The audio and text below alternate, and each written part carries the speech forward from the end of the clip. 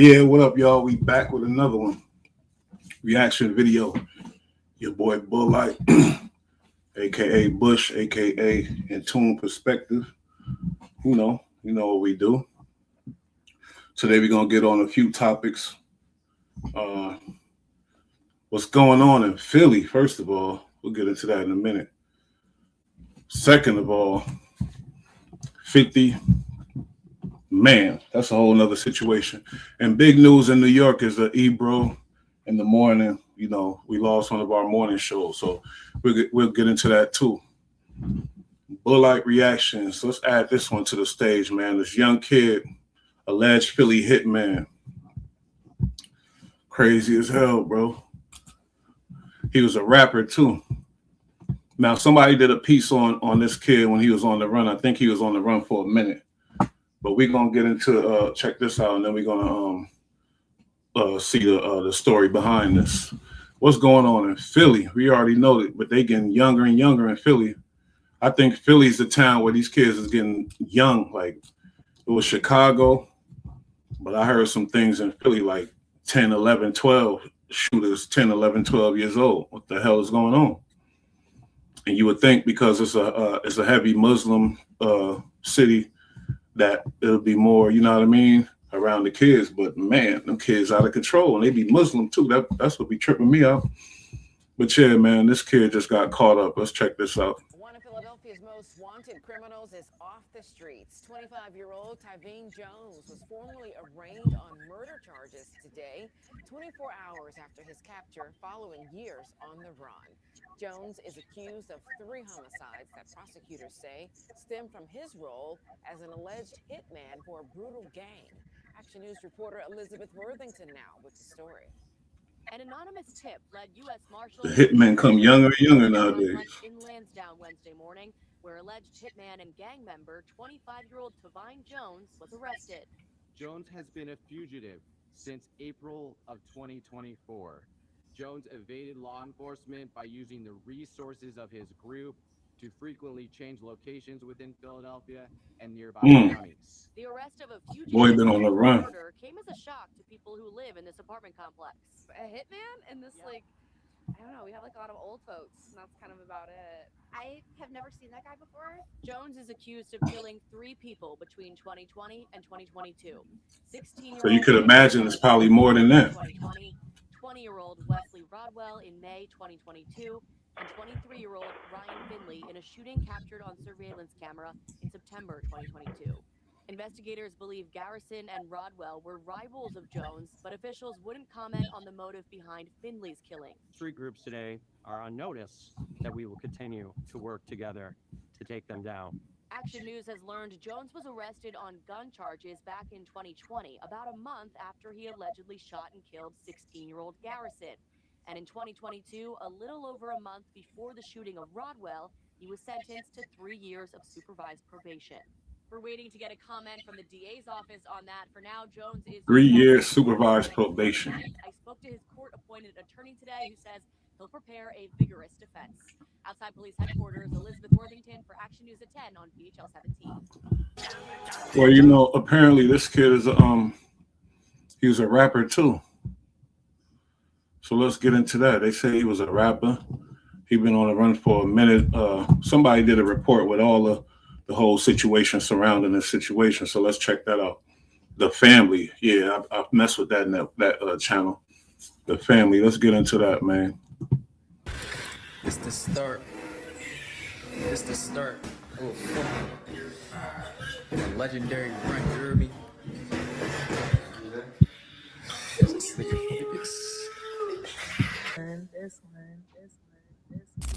In Philadelphia are trying to track down a man they say is connected with 3 separate murders. Investigators say a $5,000 reward is being offered for information leading to the arrest of Tyvine Jones. He was dissing on my homie, and then that little nigga can say a name in my song, cause I know the first gonna try to run, they said his fat ass ain't get that far. That boy sound like a Nardo Wick. He sound like Nardo Wick a little bit, I ain't gonna lie. $5,000 reward is being You bring offered that back. for information information leading to the arrest of Tyvine Jones. He was dissing on my homie, and then that little nigga shot and say a name in my song, cause I know the feds gon' listen. Ebro try to run, they said his fat ass ain't get that far, but if you don't land in Charles wouldn't turn bumper and the track star. Is dead after more gun violence in Philadelphia. Police say the 16-year-old was shot early this morning at the intersection of North 22nd and Diamond Streets in North Philadelphia. Please. This individual is one of the most wanted people currently in the city, and there's a $5,000 reward on his head. Fam, I've been doing a lot. Last couple of weeks, I haven't been posting as much as I want to. I'm getting a new studio together for the New Year's, thank God, and I'm excited. And of course, I vlogged to give you guys an experience and see how far we came. But headed to this weekend coming up, man, there's a couple stories I wanted to bring to you guys' attention this Thursday. One of them is based out of Philadelphia. In the last 24 hours of me making this video, the blind still leading the blind. You see, Philadelphia been looking for a man for the last 5 years, who some say the youngest alleged hitman in the city. And he finally... That boy been on the run for 5 years. That mean the community protecting him. They got love for him. Somebody helping him out. And it's going to be sad when they go arresting the people that was helping him out. But hopefully not. But damn, he been on the run for 5 years. He probably been chilling in Philly. Nah, we'll see what's up, though. Been arrested after a 5-year manhunt within the last 24 hours of me making this video. Police say this young man whose alleged murder stretched across at least 3 years. And while he was online dropping music, giving out clues, taunting investigators, just 4 weeks ago, he released another diss track basically aimed at the cops themselves. Now, authorities claim he wasn't just some random kid in the streets. They say he was the designated hitman for a well-known Philadelphia crew, which we'll later identify and discuss. And if I was anybody still tied to him, some would say at this moment, it'd be best to lay low on purpose. But here's where things get even crazy. Over the years, police say he bragged about having more than 3 bodies. And in one clip, he couldn't even hang around someone who didn't. How you a killer, nigga? You ain't got more than 3. You ain't trying to slide, fuck it, then there's more for me. So who are we talking about? A young man. Whoa. That make it seem like them 3 ain't nothing. I think he got more than that. You know the police don't catch everything. They catch some, but they don't catch everything. And some say 150 pounds soaking wet. According to Philadelphia police, a man that's responsible for taking the lives of a 16-year-old, his own best. Why are these little skinny dudes usually the most deadliest? That's crazy. They usually like a buck soaking wet, you feel me? And they be the deadly ones. Some skinny dudes, nothing to play with nowadays. Friend, a local rapper who dropped a viral diss song with over 2 million views we'll later talk about, who was gunned down just 4 days later after allegedly filming in his opposition's neighborhood. And another man months later. Today we're going to break down a full timeline, identify who this young man is, his rap stage name, his nicknames, the murders he accused of, where he from, who he ran with, how some became enemies, and how some allegedly turned informants. But before we go over this one, I want you guys to remember, I don't give you no angle. I just give you the story. So with that, so I think my man did this one. Shout out to the family, like I said. I think he did this one when homeboy was still at large. You know, he just recently got bagged up. It's several situations like that with the Philly young boys too. They be on the run for a second. That being said, make sure you like, comment, and subscribe. We'll jump right to it. Fam, today we headed to North Philadelphia and visited a gang called Bloomberg Gang. According to local police, a violent drug trafficking organization, primarily associated with former Norman Blumenberg apartment public housing complex. The gang has been a target of multiple federal investigations and prosecutions for drug-related crimes and violence that quote-unquote terrorized the neighborhood. The gang... See, but when you got a high-profile guy like this, wanted, and he's from the gang and it's documented, you already know that gang shut that shit down. They got the hell out of there. It's too hot. They got the hell out of Dodge. Whoever was over there doing their thing probably wasn't even, you feel me, affiliated, because if they were smart, they got the hell out, got the hell on, because you know police watching everything over there. If old boy was from there and he on the run, man, hot situation. Operated out of the Norman Bloomberg Apartments, a high-rise public housing facility in the Searswood neighborhood of North Philadelphia. The complex was particularly demolished in 2016 as part of a redevelopment efforts. Philadelphia police say the gang was involved in heavy drug trafficking 24/7 on the streets often accompanied by violence. We in North Philly right now, down Blumberg Project, the heart of North Philly. Place where a lot of people wouldn't even come. I've been shot in both my legs. I've been shot in my face. It got so bad that the feds, like, we can't really stop what's going on, but we can just knock your project down. Man, they really took our projects and tore it down and broke it down the way they really wanted to do it. Over the years, Blumberg had leaders like Stinks, who was sentenced to 30 years in prison in 2020, and Juan German, sentenced to 30 years in 2019. They were found to have tightly controlled operations, supervised sellers, and look. Shout out the family. I like this. I like his documentaries, you know. Trap Lord Ross ain't the only one that could do that. He do it with integrity without, you know, he do it with some integrity too, so for sure. They even had taxes on members and customers. Members included shift sellers, grinders, or trappers, and lookouts to alert them to law enforcement presence. But as of recent, it's a new man that's been people in Philadelphia call him Rookie of the Year, Tyvion Jones, also known as Erd and Bloomberg Erd in his music tracks. Ain't shot nobody, fuck ain't know I got a body. I was smiling on the hit, laughing as I shot. These niggas no get back gang. These niggas ain't stand up for shit. I know he talks and turning his grave shit. It's to the point where if you from Philly and you rapping like this and you sounding like something and you know, got the following, you already know, like the police is figured like, hey, most of the time the stuff they saying is true. You feel me? Because we know what type of city that is. You can't play like that. Now, that last song was a song that was released just 4 weeks ago. 41,000 views ain't counting, called No Get Back. Basically taunting his enemies and the police. And mind you, at this point, he was on the run for 5 years, half a decade, fam. And wow. For 3 murders, with the first murder alleged. That's some next level type of power. I ain't gonna hold you. Everybody in that video, I hope they had masks on. It's gonna be a lot of arrests now, whatever else, because yo, he on the run, five murders, 5 bodies, allegedly. And he got videos and he taunting the police, and you see dudes in the videos, they crazy as hell too, tell you the truth. Those some wild boys. Allegedly happened August 23rd, 2020, where a 16-year-old lost his life on Diamond Street, an area in the Raymond Risen projects, a significant public housing development located around 23rd and Diamond Street, which is frequently referenced as a key part of that specific hood. Original Valley, the blocks between 23rd and 25th Street on Diamond Street have also been historically associated with a specific local identity or group known as the Original Valley. The victim. I ain't never seen no big buildings like that in Philly. Then again, I only been there a couple of times. I did some work in there, some film work down in Philly, had fun. But damn, I don't think when you think Philly, you don't think these type of buildings, you feel me? That look like some New York shit. Was identified as Hayward Garrison, aka Lil Ranger.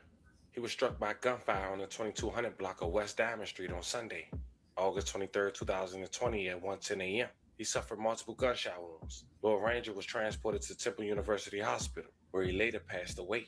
May he rest in peace and love condolences to his family. As mentioned, he was just 16 years old. He resided on North 29th Street in Philadelphia. And the crazy part about his story is that he lost his life to gun violence just a year after his sister lost her life. After both of his sisters were stabbed by a 19-year-old woman who lived on the same block as them over allegedly a social media dispute. Philly is a violent place, boy. I love Philly. I love, you know, my peoples in Philly, but Philly is a violent place. Don't play out there. Stabbing happened in 2019 at around 11:30 p.m. on a Monday on the 1500 block of North 29th Street. Shantae Garson was 23. She was found lying on the ground with multiple stab wounds. She was taken to a hospital where she later died, and her sister, Tyshawn Layton, was also stabbed multiple times.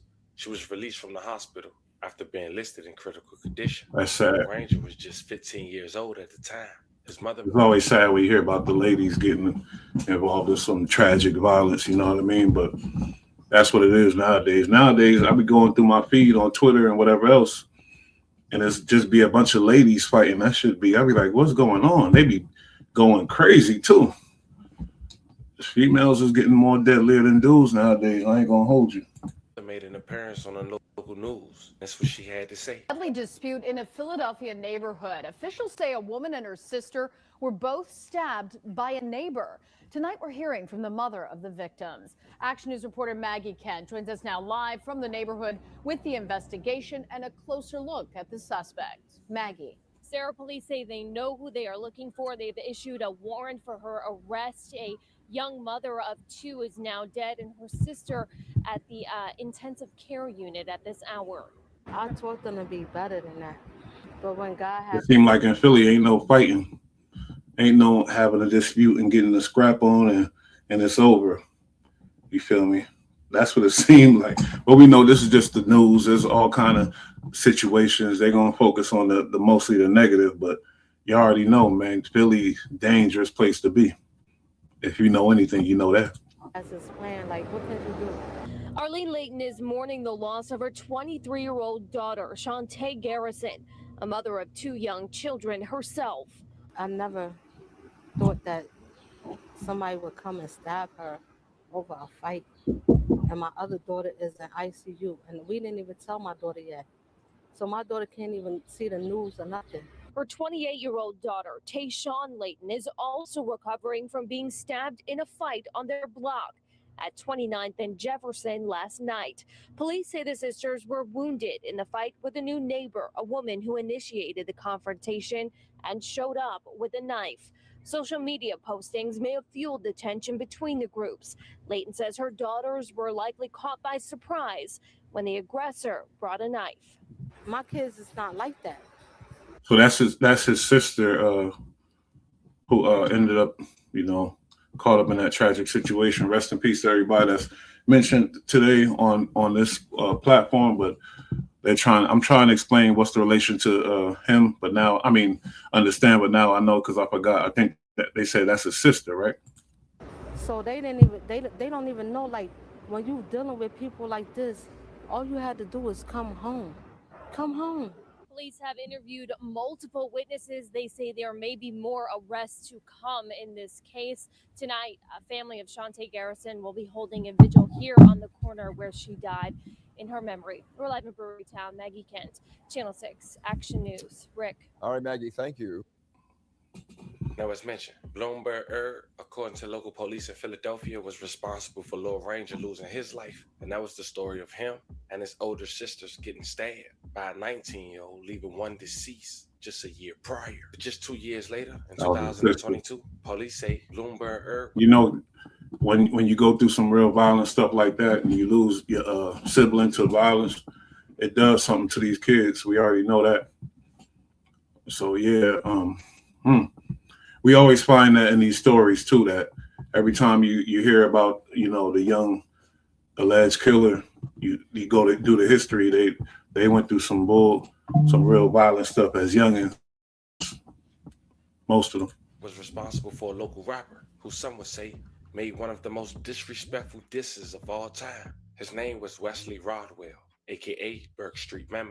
As mentioned, he was only 20 years old, and on May 21st, 2022, he dropped a song titled 6 Feeters with over 2.4 million views, I ain't counting, and 16,000 likes. In that song, he could be seen dissing the dead, calling them out by names, going to his enemy neighborhood, shooting a music video, and dissing hoods in the process. And one of those hoods was Bloomberg. In the tracks, ad car like Drizzy wasn't slumped all in that backyard. Heard Zebo try to run, they said his fat ass ain't get that far.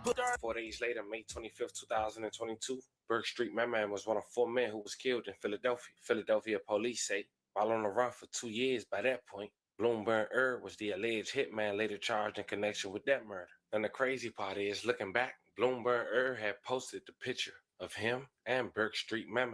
Things were true. Now, the next murder happened just a few months later, September of 2022. 23-year-old Ryan D. Finley was shot to death on the 1600 block of Crescent Street in the Nicetown, Toga area. For 5 years, Bloomberg would go on a run. But a year after the last murder that's being documented in this indictment, his good friend Bloomberg G's would be gunned down in what some say in an accidental shooting. Not to mention, Bloomberg G's was a local rapper, but he also was wanted for the murder of the 16-year-old that we briefly talked about at the beginning of this video. Some say Bloomberg who accidentally shot his man going on a drill. Bloomberg G's real name was Anthony Watson, He was shot once in the back of the head on the 1800 block of North Woodstock Street just after 8:15 p.m. Wednesday. A 26-year-old man was also shot in the foot. Police rushed Washington to Temple University. He was originally listed in critical condition, but died about 4 hours later. May he rest in peace and love condolences to his family. He was only 21 years old, and he'd been a fugitive for over a year at that point, wanted for murder, as we mentioned. Apparently, they were trying to spend Burke. It's amazing how these dudes be on the run that long. Police recovered a gun plus 16 shell casings from 2 different caliber weapons, indicating the shootout. The motive remains under investigation. Some say Bloomberg allegedly shot him in the head by accident. But then on the second week of December of 2025, after having a $5,000 reward, and you would think with 5 years on a run and only $5,000, they ain't really looking for you. But nonetheless, he would finally get apprehended. Jones was found apprehended in an apartment complex on Lansdowne Avenue in Delaware County the morning of Wednesday, December 10, 2025, after the U.S. Marshal Service said they received an anonymous tip. Is off the streets. U.S. Marshals arrest an alleged hitman accused of shooting and killing 3 people, including a 16-year-old. The Fugitive Task Force took Divine Jones into custody at the Stratford Court Apartments in Lansdowne this morning. They say the 25-year-old is a... How do they get labeled as a hitman? Do they are the people accusing them of getting paid to make the hits? Because what I'm hearing is they're gang members and they doing gang stuff. So I'm trying to figure out how they hitmen. Member of the North Philadelphia Bloomberg gang. The alleged murders happened between 2020 and 2022. As we said, family, blind leading the blind. 2 of the alleged perpetrators that was involved in these murders was already arrested. 1 standing trial, and 1 information has been scrapped from online, and some say he cooperated. But at the end of the day, this story ain't about clout music or who was up or down in the streets. It's the fact that we headed in 2026, and you got to be a fool to glorify somebody who choose to be on the run, to make weak music, get no paper, risk having life in jail than being told on for $5,000. Yeah, but you got to understand they getting money from this thing. The crew's getting money. It's a business. They getting money. Dude glorifying death, and that became a thing. Like YBC Dude, that he was he resting in peace out of Philly.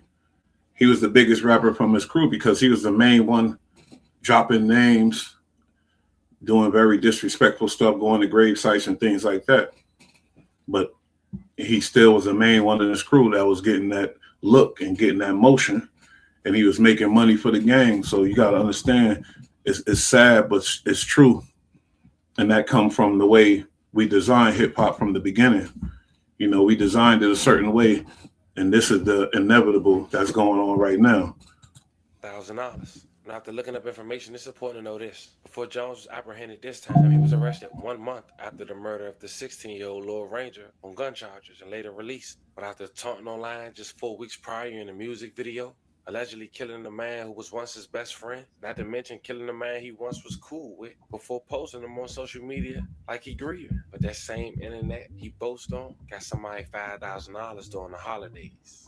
And him apprehended, thinking it all was a game until that 5-year run finally came to an end. Now families left grieving, and the city is left picking up the pieces. And another young bull, as they would say, is staring at the rest of his future behind bars. Let this be a reminder, dissing the dead, chasing attention, and playing street politics for views don't end in a success story. It never does, and we never did one, and we never will be able to tell you one. They end in indictments, funerals, or prison cells. Fam, that was the story of one of Philadelphia's youngest hitman, allegedly been on the run for years before being apprehended for not 1, not 2, but 3 murders in the span of 2 years. Let me know how you guys feel about this one in the comments. Man, salute to the family.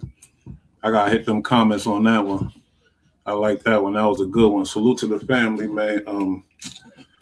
The family TV. What can I say? And like I said, in Philly, there's been a couple situations similar to that. A young dude on the run, you know, an alleged hitman. You know, before we get into the next topic, like I said, 16-year-old, another one. Oh man, I didn't know it was him. Hold up, I ain't gonna play him.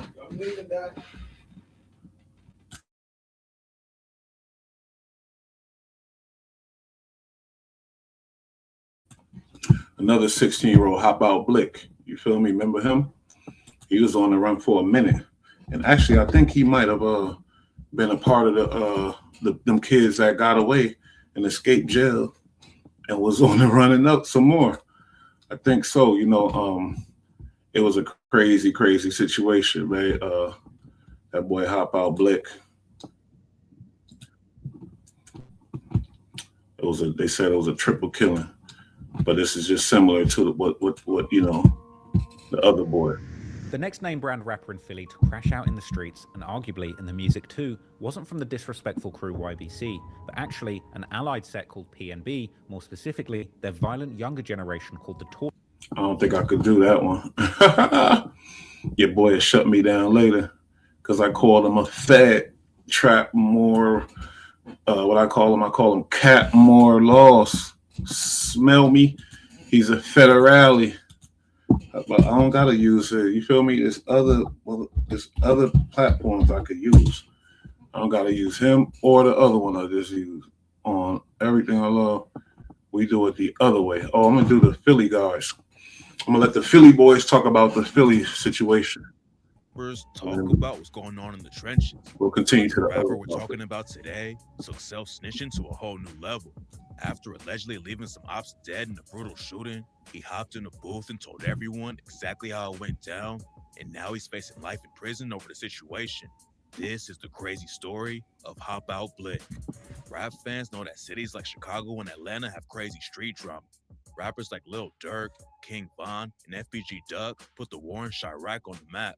And now Young Thug and his YSL crew are wrapped up in a crazy RICO case in Atlanta for allegedly running drugs and putting bags on ops' heads. But what most people don't know is that Philadelphia can get just as wild.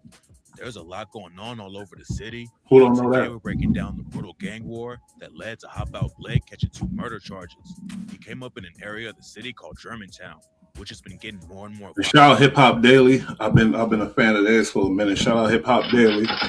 Shout out to Family TV. Bush here to react today, man. This is something to analyze, man. Philly. And the crazy thing is that we need to analyze is, they all come from strict religious families and like people that got morals and values and things like that. But they say in Philly, you're going to die over respect, not money. Violent since the 2010s. A lot of gang wars in the rap game start with someone getting killed in the street. But according to rumors, this one was sparked by people just throwing hands at the gas station. It's not clear exactly what went down, but it set off a crazy wave of violence that's still getting people killed today. Germantown has a lot of active sets in the area, but today we're breaking down what happened with PNB and the West Side Mafia. PNB is one of the most well-known crews in the city after PNB Rock blew up in the industry and put him on the map. But his brother Steph was actually one of the first deaths in the war with the West Side Mafia. PNB Rock came up in the trenches of Germantown and got active at a young age. He was getting into fights at school all the time, and at 13, he got sent to juvie on a robbery charge. Juvie didn't keep him out of the streets though, and at 19, he went to prison for over 2 years and was homeless for a while when he came back outside. You got to imagine PNB and how he got caught up, rest in peace, but he was a street dude, but he been dealing with that shit all his life. I guess people looking at him like it's like something sweet or whatever else type of shit because he, the boy looked like he a preppy ass pretty boy from the suburb somewhere, but the boy is a hood monster. Rest in peace to PNB, and yeah, he that's a complex too. They got the small man complex, the this complex. That's another complex. You're dealing with people trying to play you that don't know you and looking at you off how you look. He started writing rhymes while he was locked up, and that's when Rock decided to switch up how he moved and make it out of the streets. He started dropping music in 2014 and signed his first major deal a year later with Atlantic Records. Rock took everything to another level in 2016 when he hit the Billboard Hot 100 with the track Selfish. He had given up the street life and was already popping off in the industry. But back in Philadelphia, his family and all crew were about to get involved with one of the deadliest beefs in the city. In 2016, the year that PNB Rock hit the mainstream, his brother Steph was in the whip with a girl when the shooter rolled up and started letting off shots. Steph got hit in the body, and by the time the cops got there, he was already dead. Nobody was ever booked for killing Steph, but rumors say a dude from the West Side Mafia named Nemo was behind the hit. Nemo was one of the biggest hitters for the West Side, and after he allegedly killed Steph, rumors say that PNB put a major bag on his head. A year after Steph... You see how he says it? no one was, but rumors say that he, he make it clear as rumors, but dude is probably resting in peace or in jail before he did this thing, but we'll find out. But I'm just trying to get the difference between trap lore and somebody with integrity that's reporting the story. Was murdered. Nemo was visiting his girlfriend and spending time with his 3-month-old son when he allegedly got a phone call to come outside. It's not clear who made the call, but when Nemo walked out of the house, someone ran up and killed him with a shot to the head. Now, and rest in peace to him too. If this was Trap Lore Raw's story, this dude probably he didn't have to be dead for Trap Lore to say, "Oh, rumors say he was killed by," and drop the name and just throw it out there because he read some Reddit. See this platform right here, and shout out to Hip Hop Daily. He said he's speaking on it because dude is resting in peace. First of all, second of all, he also made it clear that it's rumors. Hop Out Blick reps P&B and another crew called The Tortures, and he's been dissing Nemo ever since. Like on the track Where You Been, when he rapped, "We don't shoot from cars, you know we jumping out on feet. And we flame their whole car, cause they was trying to jump out that Jeep. Ain't no lacking on this block, little saw in every car he see. Ain't no capping in my rhymes, bro. I'll be in them cars for weeks. I'm trying to..." Damn, these young boys, it ain't about getting money no more. I was watching the 21 Savage Big Bang. Ain't about getting money no more. Ain't about getting the females and being fly no more. It's about getting them hats now. Do a nigga like Nemo got, send something to the sea. And on the track, so many names, he raps. Nemo caught a face shot, Ski-Lac caught a headshot. He was trolling on that gram, and that shit got his man shot. After Nemo died, Westside Mafia allegedly slid into their territory and ended up killing an innocent teenager named Jai Kustas. In September 2017, Jai Kustas was hanging out with some friends on the 100 block of East Pastorius in East Germantown when someone pulled up and let off shots into the crowd. 4 people got hit, including Jai's little cousin, but Jai was the only one who didn't make it out alive. Rumors say he was cool with dudes from P&B, but wasn't actually active in the streets. After he died, his family told reporters that he was a good student who loved playing basketball and wanted to become a doctor, but he was tragically caught up in the beef between P&B and the Westside Mafia and left dead in the street. While the shooting was going down, Jai was trying to save everyone around him and told his little cousin, "If I get shot, I get shot." There were a bunch of kids in the street, and Jai was trying to make sure they were all safe. Instead of ducking into a house and keeping himself safe, Jai stayed outside to help and ended up getting shot in the back and dying. Wow, respect to him. A real brave soldier. A real one. So we got soldiers on the streets too that do soldier stuff and put their life on the line to save others. So respect to that, and like I said, rest in peace. Let's keep it going though. P&B Rock was already out of the streets and working with some of the biggest artists in the world when Jai got killed, but he still shouted him out on the track Lost You to the Game back in 2021.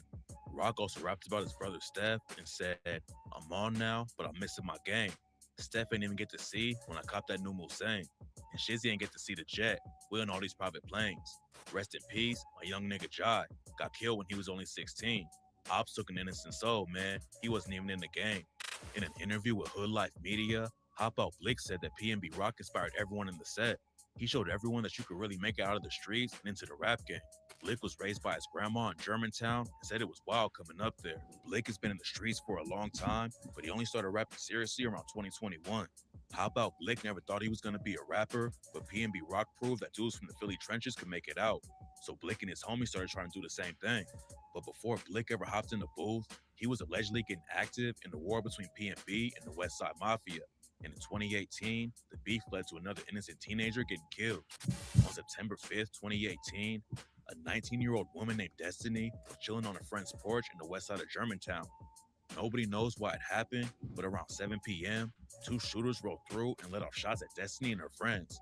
Another guy got shot and was left paralyzed for life, while Destiny got hit and tragically died 5 days later in the hospital. The next loss that P&B took was another rapper from the set named P&B Shizzy. In January 2019, Shizzy and his homie Dante Smith were sitting in the whip when someone shot them both. Police responded to the scene and both of them were rushed to the hospital, but unfortunately, neither of them made it out alive. I don't like the innocent people getting hit. This is sounding too common in this story here. Man, what's going on? But when you think about it, these young kids slinging them that big iron, yeah, things might not go right all the time.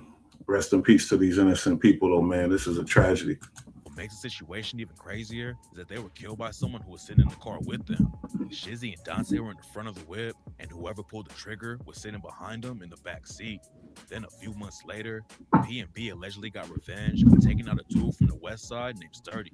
Sturdy was chilling on the block with a homie. Two shooters ran up and dumped 16 shots at them.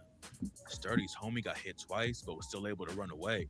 But one of the bullets caught Sturdy in the head, and he was pronounced dead just a couple hours later at the hospital. Police said that Sturdy had a strap in his waistband when they arrived at the scene, but apparently the ops got the drop on him and killed him before he had the chance to up it. The West Side lost another shooter named Gunna in 2020. Gunna was allegedly putting major pressure on P&B and the crews they're clicked up with. And in January 2020, some shooters from P&B allegedly caught Gunna outside and killed him. Gunna was a big loss for the West Side, and Hop Out Blick dissed him on the track So Many Names when he rapped. Gunna came out the crib eating Doritos, dead op. Mikey got caught trying to shovel snow. They left him flaming hot. I'm the real Hop Out Blick. They know I hop out, blick a lot. Chase him down, and if he fall, you know you best end over top. In 2021, another allegedly innocent dude was murdered in the war between P&B and the West Side just because he was cool with some street dudes. Cam Scott Bay. You know what's crazy? Anybody that these rappers name, and when they get caught up in some high-profile cases where bodies is involved, anybody that they naming, the feds is taking all them names and they taking them names serious, and they watching every single name that they named. So if you ain't caught up yet, they watching your ass. That's all I'm saying. It's crazy how they using this information age, homie. YouTube, Twitter, all that other shit. The feds is loving it, especially Cap more laws. Was a 19-year-old artist who painted a landscape at a local elementary school and wanted to work on cartoons and video games. Cam rapped on the side too. But according to people close to the situation, he wasn't active in the streets at all and was just friends with some dudes who were in the trenches. But even chilling with the ops is enough to turn you into one in a wild place like Philly. And in April 2021, Cam was standing on the street waiting for a friend when someone came through and killed him. Hop Out Blick jumped in the studio and started dropping drill tracks around 2021 and 2022. And he started airing out the beef on tracks like So Many Names when he raps. Mikey died trying to shovel snow. They left him fucked. He was dissing on the gram, and the next day, sent him up. You ain't bending for your man. You know, it's a point that we never talk about how sick people are, but we know these dudes is rapping about somebody that allegedly died or whatever that died, and how sick the kids are that they love that shit, and they don't even know the kids that died. They don't know the situation. They don't have nothing to do with it. But when they know he's talking about actual people, it becomes more authentic, and they love it more. That's kind of crazy. That just shows you the human psyche, though. That's just that's some human being shit, and we are twisted. The youngins, man, we gotta change that. You ain't do shit when he got plucked. Bro, you heard what they did to Cam? They ran down on him, hit him up. Hop Out Blick wasn't just dissing Westside Mafia in his music, though. He went live May 2022 on IG with some dudes from a set called YBC and started sending shots at dead ops. One of the dudes commenting on the live was a P&B affiliate named Tino. Then just a few hours later, 3 shooters caught Tino and murdered him in the middle of the street.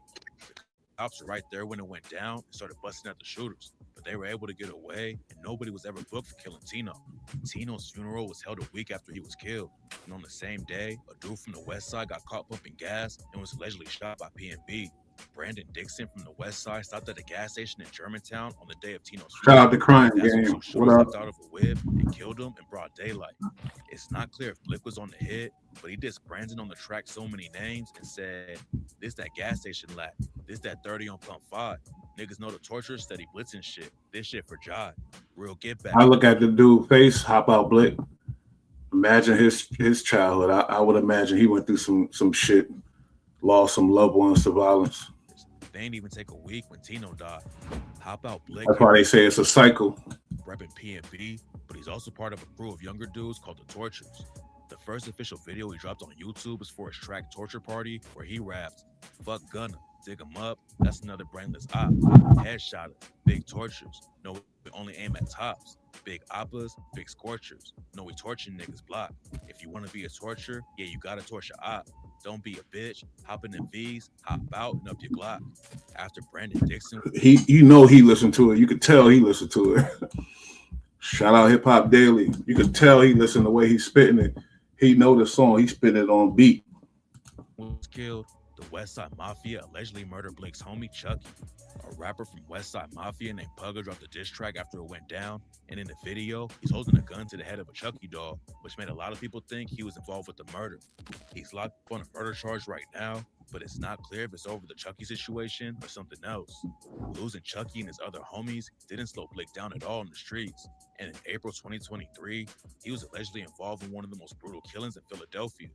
According to police reports, Blick and some other dudes set up a gun sale but planned on robbing the guys who wanted to buy the strap. Hop Out Blick and his crew showed up to the crib, but the situation went left and shots started going off. 4 teenagers on the other side got hit, and 3 of them tragically died at the scene. Blick went on the run and kept on dropping music, but a few months later, the cops caught up to him and booked him on 2 murder charges. Rumors say that someone in P&B is already snitching on Blick, and the cops have a bunch of evidence from the scene. But Blick's own lyrics will probably be used against him too. In an unreleased track, he rapped, "We fried La, now we can't pop no more wheelies. Them big ass 40 hoes look like he felt a 10 milli. They should have played it smart and just gave up them glizzies. They made a wrong move, then my twin lit off his switch. He took that risk, and we shot Leaky in his kidney. This nigga got me teed. Like how you make it to the dock. They can't stop the tease, because we keep torching on their block." Blick pretty much laid out exactly how the shooting went down on the track instead of laying low and keeping his head down. He talks about being inspired by P&B Rock to make it in the industry, but obviously Blick was more focused on putting in work in the trenches, and now 3 people are dead, and Hop Out Blick is facing life in prison for killing them. Yep, that Philly shit, bro. Like, something going on out there, man. Just like Chicago, but for some reason Philly don't get the same attention. Chicago's bigger and things like that, but man, it's just sad what's going on with the youngins out there, though. Them youngins is deadly as fuck. They murdering shit. They about killing. When you think about that, it changes the whole dynamic of the streets, because the youngins, how a big homie getting money gonna do business with them? You can't trust them. They got it. Then they formulate their own shit. They figure out how to get it on their own, because ain't no trusting these youngins, bro. Crazy as hell. Anyway, like I said, man, let's pray for Philly, pray for Chicago, New York, all the places where these youngins, the gang members getting more younger and younger every day, because that's something that I don't really I don't like. You gotta watch that. It's becoming a fad. It's a thing for the young kids, and it's dangerous. That's all. We got nieces, nephews, sons, daughters. It's coming from a place where, and I noticed, and the crazy part about Philly is most of them kids, they say, yeah, I come from a good household. Mom and dad, very religious, very strict. So that's something else. That's different. That's when it get crazy. So it's like, what do you do? How do you stop this? You feel me? Next topic. I'm a New Yorker. Ebro in the morning got shut down, fired, 86 canned, and a lot of New Yorkers is not really feeling it. They sad about that. I was at first a little shocked. We had Ebro, like we had whole Hot 97. The morning show was going against the Breakfast Club. So if you got mad at Charlemagne, you could hop on the morning show and watch them. You got mad at the Breakfast Club, you go back to Charlemagne and Hot Night or whatever. You got Ebro in the morning, and then you got Charlemagne with the Breakfast Club. Ebro claimed, and I played that shit. He said, basically, everybody's conforming. They all got to listen now. So I would imagine he's talking about the Breakfast Club and things like that. That dude, Academics, went crazy on him. He went relentless We're gonna watch a little bit of that. I don't know what we know. He had some issues with Ebro, long time, but the fat boy is mad. He went crazy. He's very happy about this. He's a New Jersey guy, so his radio, one of his radio stations is Hot 97 too. Shout out to Academics, because I'm using your content to react to. He might shut me down. Who knows? But let's get into it though.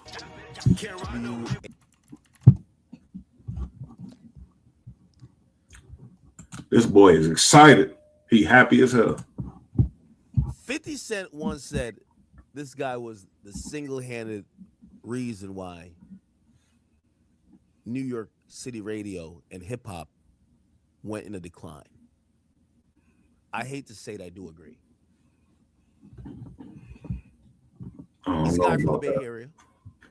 He was given the title of program director at Hot 97. And this was a guy who, with all due respect, I heard when I first heard this whole situation with him, like basically shutting out the underground artists and putting on, you know, the mainstream more and not looking out for the. I don't know why they mad at him. They say he wasn't looking out for the underground. I don't know about all that. I heard about it first with Troy Ave and that situation, and Troy was mad of certain things. They like he don't support New York local artists, but that was a bunch of cap. You feel me? Some reason because of who he is, he was looked at as the guy who was stopping New York music. When Funkmaster Flex been there, I think just as long as him, and Funkmaster Flex don't get none of the blame. He get all the blame. He's a program director, yeah, but at the same time, you can't think the director got all the control. There's somebody else he worked for, but that's just what the word was. had zero foresight for where the game was going. He was like exactly what the record labels were. The record labels, and let me not go down that path, but I'll just make it a two-liner. The record labels got all fucked up and they were fucking stuck on stupid, and mad niggas got fired when they realized that people could burn a CD and upload the shit to a peer-to-peer sharing software like Kazaa, LimeWire, Napster. The music industry, bang, it was in a dismal downfall. This is why the tech companies saved music, because when they couldn't sell physical product anymore, the industry was looking bleak. They were pushing the government to try to shut these people down, and you know, they were trying to get indictments, and that's where you see DJ Drama gets like arrested for doing mixtapes. The labels, and this is record labels, they're always late to the party. In Chicago, we could bring people to slap the fire out of each other, but it's important that I just give that context for these people who, with lack of knowledge of their history, they rewrite themselves to be saints. Okay? Now, if you guys want to watch this, just search up Hot 97 Smackfest. I believe they eventually got sued.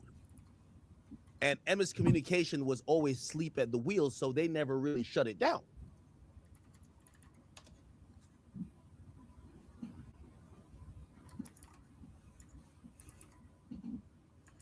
Oh, yeah, here we go. Look. He's on a rampage, exposing all the old Hot 97 antics that got, I guess, Rosenberg and Ebro in the position they had now. Hot 97's vicious Smackfest KO'd and New York bans it. Yikes, I really didn't remember this. Officials ordered Hot 97 to stop its controversial Smackfest. By the way, I've never had any law officials order me to stop anything I'm doing, but these are the guys. Little Smackfest. Bow, ain't nothing wrong with that. Remember their history because they love bringing up mine. Ooh. You know, if I was supposed to talk about them like they incorrectly talk about me, I would say the only reason he's relevant is because he had women and young teens slapping each other at the radio station. That's how he blew up, because we never heard about Ebro before. He wasn't really an online or on-air personality at that point. He was the guy who we didn't even know what he did. Because, again, he was kind of in the background a little bit until later on he bulldozed the show. The girl-on-girl contest, which sometimes drew blood, amounts to an illegal boxing match that could lead officials to be charged with a crime, according to the State Athletic Commission. What's more, the commission warned the general manager, as well as the chairman of the parent company, Emmons Communication, that they're going to face a $10,000 fine if it continues. Half a dozen city members asked the state attorney general, Elias Spitzer, to rule the bouts out of bounds under state law barring unlicensed fights. Okay? This is how them dudes was giving it up. During one of the matches, Hot 97 DJ Ebro intervened to stop the smacking, saying, "We got mouth blood." But he later brought the two women back for more smacking. Exactly. All right. By the way, the tournament of slapping was, oh, you might win 5,000 if you slapped enough people. It's that kick them while they down shit. You know how we do. So, you know how we do. Fresh meat. Fresh meat. Pause. Mano, he ain't want to go too deep into that, guaranteed. Because I mean, he can't move around like he want to move around. He don't want to go too deep into that. He see the fresh meat, Hot 97, Ebro in the morning. Whoop! And they come into YouTube. Hot 97, Ebro in the morning coming to YouTube. So who's competition? At DJ Academics. DJ Academics going to be they top out. So this is that old shit we do. Kick them while they down. He just got fired. They probably Laura just copped the, you know what I mean? Rosenberg just had a baby. They out there living life, big house chilling. Can out of here. Bye-bye, 97. Bye-bye. We're gonna hire some guys that know how to go with the program and understand what we talking about. Y'all ain't doing what we want. So y'all gotta go. The contract is up. We're not renewing this contract. You're not making us happy. So they out of here. Ebro, first thing he said, Ebro in the morning on YouTube. Ebro in the morning on YouTube. Academics is on attack. Kick them while they down. Let's go, though. As they like to memorialize how they claim my platform came to be to its prominence, I need to tell you how their platform and what they've been doing for the last 20 years. Stuck in their ways, pompous and arrogant, gatekeepers, refusing to change, carrying women. Some of these people might have been pregnant, slapped. He wrote notes. He's reading. Why, when somebody like Mano bring it to you, you don't have this same energy, though? But now look at how much energy you got for the people that got fired. I think, you know how happy he was when he heard they got canned? He's on a rampage. This is long. Each other, fights, blood, none of the things that I've been associated with, but these are the people who now sit up on Twitter and talk like they're angels. Okay. So Rosen Dweeb basically says he's getting fired, and I've done a number on him. Rosen Dweeb had like a wife before. I exposed she was getting donkey fucked by, like, you know. That boy said Rosen. You know, she was getting that BBC. He was obsessed with me while she was getting the BBC. And we weren't talking about necessarily the news station at all. I could see why, you know, I'm starting to recall the little petty smoke that he had with the team. Are we gonna really miss Hot 97, y'all? Are we gonna really miss Ebro in the morning? Honestly, me, I think I will, because Ebro was outspoken with shit. He wasn't scared of certain stuff. We ain't gonna get that no more. So now they're gonna get somebody that's the machine that's gonna run the way they want them to run. So is this the end of radio? Because we already know the Breakfast Club and Power 106 over there, they in the machine. They gonna do what it do. With Hot 97, we had different. You had Ebro trying to do different things, put on different artists, and do unique stuff for New York. Is Funk Master Flex next? I don't think so. You know why? Because we already know he know how to listen. He's a good boy. That boy, a good boy. He gonna sit down and listen. He's a good boy. He gonna listen now. I hate it to be the bearer of bad news. I've kind of done it a couple times, but it's okay. He broke up with her. I'm sorry for that, Ebro, Rose and Dweeb. I'm pretty sure he hates me for life for that. I thought I did you a favor. Your chick getting the BBC while you're over here researching me. I think I did you a solid to say, bro, focus on your girl. She's getting schlonged down. You know what I mean? She's getting donkey fucked. Anyway, that kind of happened. So I'm gonna spare him today. I've always told you, like, when me and him got into it one day, he sent me this long ass message. I thought he was my bitch. Like, I was like, what the fuck? You know when your girl saying that long ass message? Like, what the hell? You see the dots for days. And you're like, yo, I hope she's not still typing. She sends you the shit. And it was like, yo, I'm not jealous of you academics. You going hard on Ebro in the morning. You's a bitch because you was not going hard on Mano on them. But hey, it is what it is. After I was giving them belt ass, I'm not jealous of you. I just think you need to use your voice in a very inappropriate way, in an appropriate way. And you have a lot of. I'm like, man, get off my dick, you fucking bum ass nigga. Yeah. Anyway, well, let's get back to Ebro Darden. Now we realize that the show has been subsequently canceled. Actually, no. Let's hear what Rose and Dweeb had to say. Here we go. Tried to tell you guys for a long time, change was afoot. And change is afoot. But change can be beautiful. So, yeah, there's some changes on the horizon. I think Ebro's he's a victim of, Rosenberg a victim of Ebro. He was just, trying to be down, basically, and he fell victim to Ebro. That's what I think. Stay tuned. I tried to tell you guys for a long time. Now, I hate to, it's not really that personal for me because I feel like I've lapped these. Yes, it is. Yes, it is. You really, you're really upset at these guys. Or it's a deflection off the Mano shit. Will we miss Hot 90? Will we miss Ebro in the morning, y'all? I don't know, man. I said I might miss Ebro, man. I don't think we're gonna get nobody talking that stuff. I don't know what y'all think. Losers a couple times, but it's okay. I'll tell you all the details. Now, when I get to Complex, Joe leaves. I'm running Everyday Struggle. Cooling up there.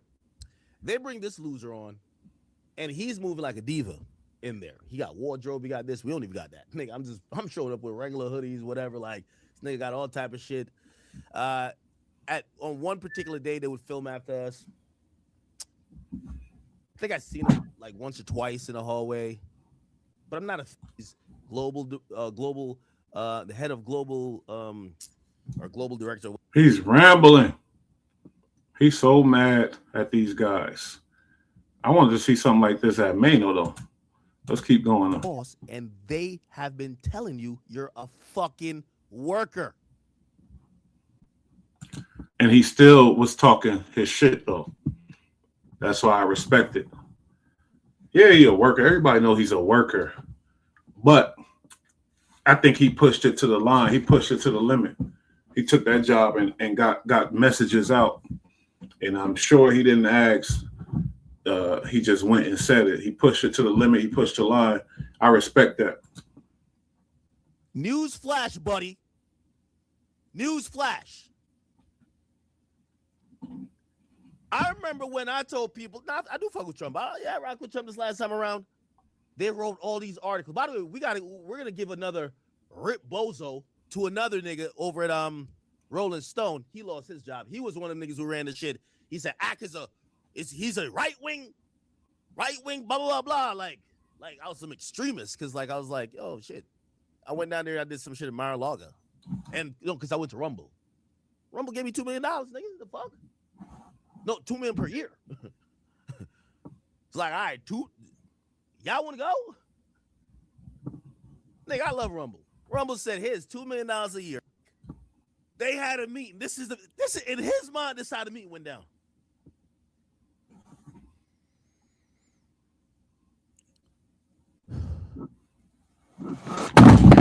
Everybody come in. He got to make an example out of these dudes. That's what he got to do. He got to make an example out of these dudes for the next people that get into that Hot 97 position. He want to make an example out of them. So that way they know you play with act, this might happen to you.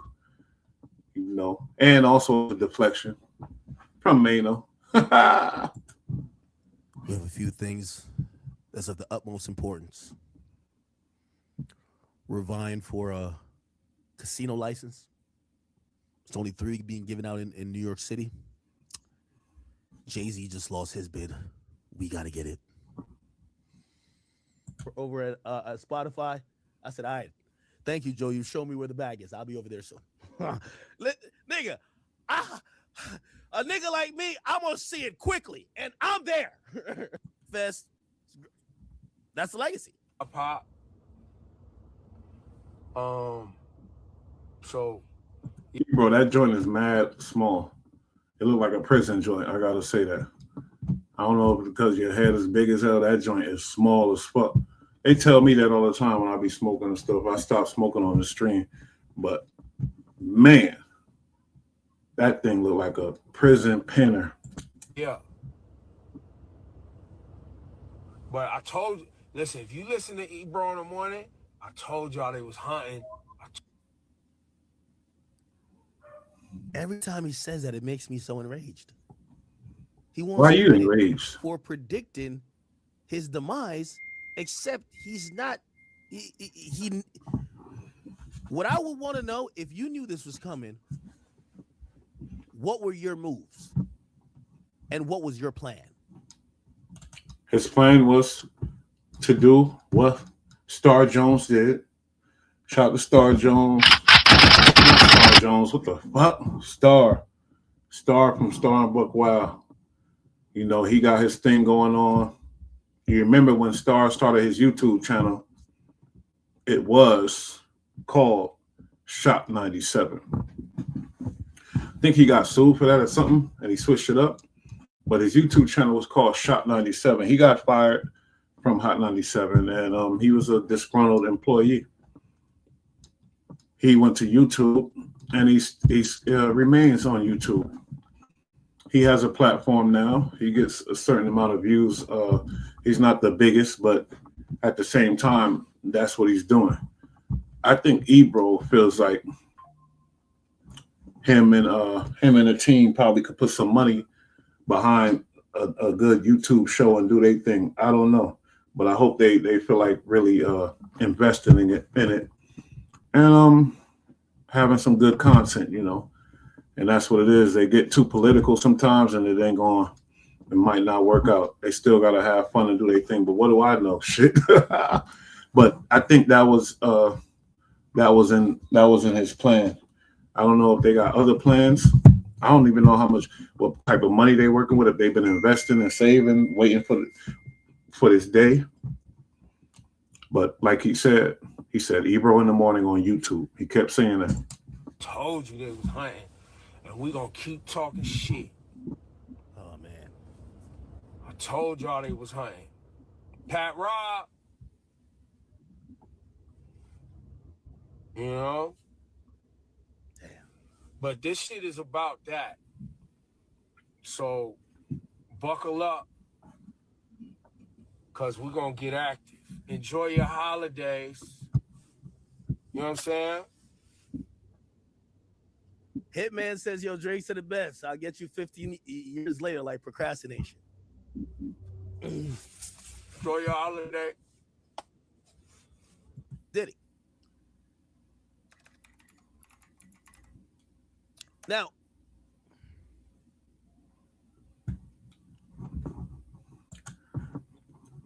one thing about Ebro, just like Charlemagne, he went through his fair share of smoke with Hot 97 and with other artists and things like that. He was outspoken. He was the director, though. He had a title over there.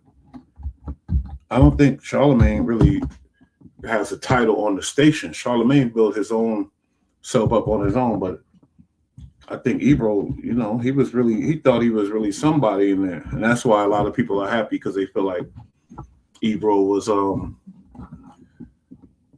being daddy's little, you know what I mean, happy and thinking he's safe and secure with other people, and a lot of people's happy about this situation. I didn't hear 50. Did 50 speak on this? Because I know 50 had problems with him. Kodak had problems with him. Certain rappers, a lot of people had problems with Ebro. He wasn't just a guy that was loved out here. You already know that. To tell you the truth, a guy like 50 who actually has a whole network now, Action 50 and things like that. He got the power to shut some shit down too. Is that why it was going on? Let's play some old shit. Hold up. Yeah, one female and they don't want one girl. No, of course. It's been long. It's been a long time with just one girl. So Nicki's job would probably be to fight that off. Yeah, she supported Cardi B. She supported Cardi B yesterday. She celebrated Cardi B. We all celebrated Cardi B yesterday. Nicki tweeted in support. See, this is why we're gonna miss Ebro though. Shit like this. Another New Yorker, enjoy this moment.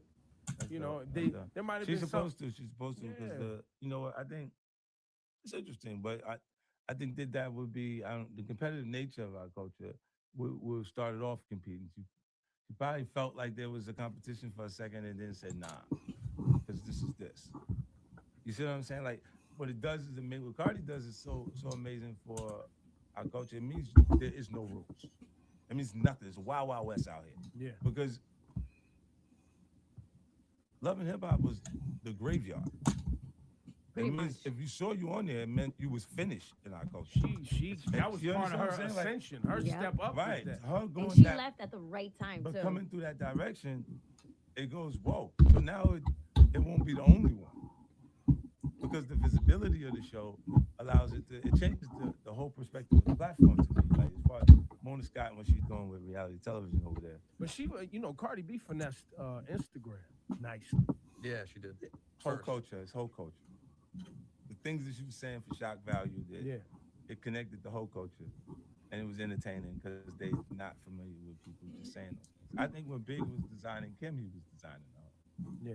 A lot of times the things in the lyrics were saying, you got to have the money. All right, man. Shout out to Shig Smooth. We about to check out some Shig Smooth shit because I fuck with Shigs. He be running it down, and he don't really get too much involved in the politics. So I want to see because I think he got a whole overall of the stuff that all the reactions dealing with Ebro. You feel me? So let's check this out real quick.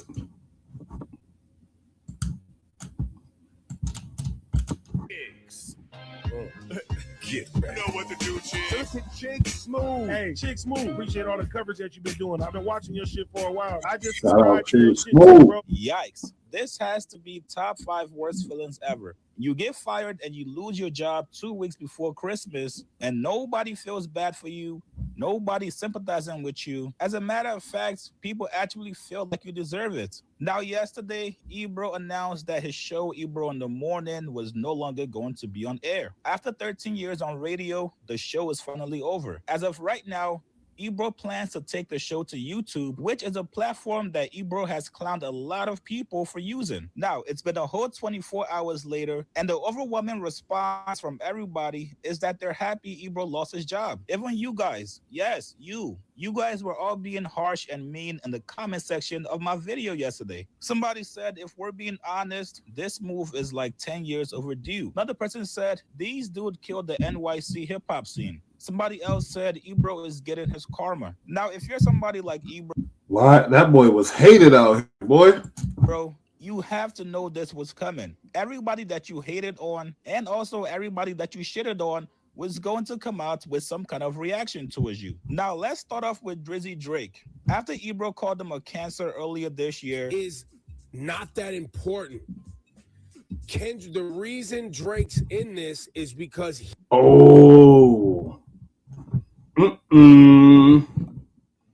Drake called him a cancer. See, my dumb ass, I ain't even know this. So let's get to the bottom of this. Drake called him a cancer, and then Ebro has some things to say. He's not that great. This dude, every rewind it. Yo, I fuck with Ebro. He's stupid. He's not that great. getting his karma. Now, if you're somebody like Ebro, you have to know this was coming. Everybody that you hated on, and also everybody that you shitted on, was going to come out with some kind of reaction towards you. Now, let's start off with Drizzy Drake. After Ebro called him a cancer earlier this year, is not that important. Okay, Ebro called him a cancer. Oh, Ebro said it all. Reason Drake's in That was a goofy move, Ebro. this is because he is a sickness in the game. It could have been any artist. It's what Drake represents. We've been saying this for a month. And also has had a lot of negative takes about Drake. Best believe Drake was going to be petty, and he was definitely not going to miss out on an opportunity to clown him. Drake commented the axe emoji on a post that said Ebro and his morning show gets axed, and now he's saying it's because of the right wing. I'm sure Drake was sitting back in his OVO mansion, taking a couple shots while he posted this emoji. Now, speaking of taking shots, one person that was sure enough to take a lot of shots at Ebro was Academics. Academics and Ebro have gone back and forth plenty of times. Academics has long felt like Ebro was gatekeeping him out of the industry. So, of course, when he heard Ebro got fired, best believe Academics... See, that's where you messed up at, Shiggs, because Academics was mad at Ebro because Ebro dissed Academics. That's the only reason why he was mad. It wasn't nothing about gatekeeping, none of that. He's mad at Ebro because Ebro said some things about him. You know, as to take the Chirac Savages thing, and when Academics was working for Complex, you know, they had words. It wasn't nothing about Academics was mad at Ebro for being this alleged gatekeeper. That's what I want to use now, I guess. But Academics was mad at Ebro because Ebro dissed him. That's the fact. Fired up his stream and he went in. Here's what he said. They looked at you like a low-level employee that was basically stealing change out the fucking cash register. Don't act like you like, oh, I'm the only thing standing in the way of them in $500 million. No, they look at you as the little peon who every time they've trained you 50 times on how to stock the shelves and you still fuck it up. You ain't no big boy. They made sure you was not gonna have a Merry Christmas. Talking like, yo, like the owners was like, yo, all right, everybody have a seat. And y'all hear how happy Ack is? Everybody have a seat. We need to raise $1 billion. That boy happy. This coming year, but we have one thing stopping us. Old man Ebro. Man, fuck out of here. They look at you like the dumb that keeps fucking up the ice cream machine at motherfucking McDonald's. That's what they look at you. I don't know fuck this thing. Every time we get into work, here you. This media, you too happy about another black man losing his job. This is media still. You too happy about that, though, in my opinion. I know y'all rocking with it, but in my opinion, this dude is happy as hell. Loses it, it breaks. What is it going wrong? Get him out of here. Get him out of here, man. Get him out of here. They seen y'all bum-ass show that was hemorrhaging money over time. You overpaid this ugly and untalented, but They seen y'all and be like, yo, this ain't y'all collecting the check. Y'all collecting the check like it's welfare, bro. Like, they just said enough. Now, even DJ Vlad came out and made sure he got his licks in on Ebro and his co-host getting fired. Peter Rosenberg and Ebro do not rock with each other. These guys have hated each other for a long time, so of course, hearing that your op lost his job close to Christmas, DJ Vlad could not wait to express his opinion. Vlad went on to dig up one of his old tweets from April this year. Not Vlad.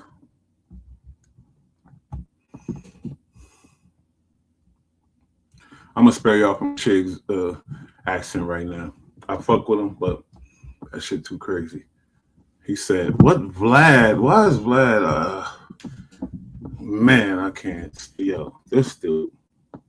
For all the up and coming hip hop media outlets, look at Peter Rosenberg for what not to do. These are both fellow. I think they both fellow Jewish guys. Look at Peter Rosenberg. Vlad is Russian and Peter Rosenberg is Jewish. Same dead end, low paying radio job for 20 years. He wants to stab him in the heart. He wants to hurt him. Vlad is trying to hurt them with this. He's hurting him with this. Guess what? Get what? As my Atlanta homie say, get what? Get what? These motherfuckers is going. They're gonna go to war on YouTube. It's gonna be crazy. Same dead end, low paying radio job for 20 years. Never got a promotion. In fact, he got demoted when Ebro took the main position on the Hot 97 morning show. Damn, he's trying to hurt that boy. He don't like him at all. Spent 18 years uploading to his YouTube channel to only have 50K followers. Damn! This is ruthless.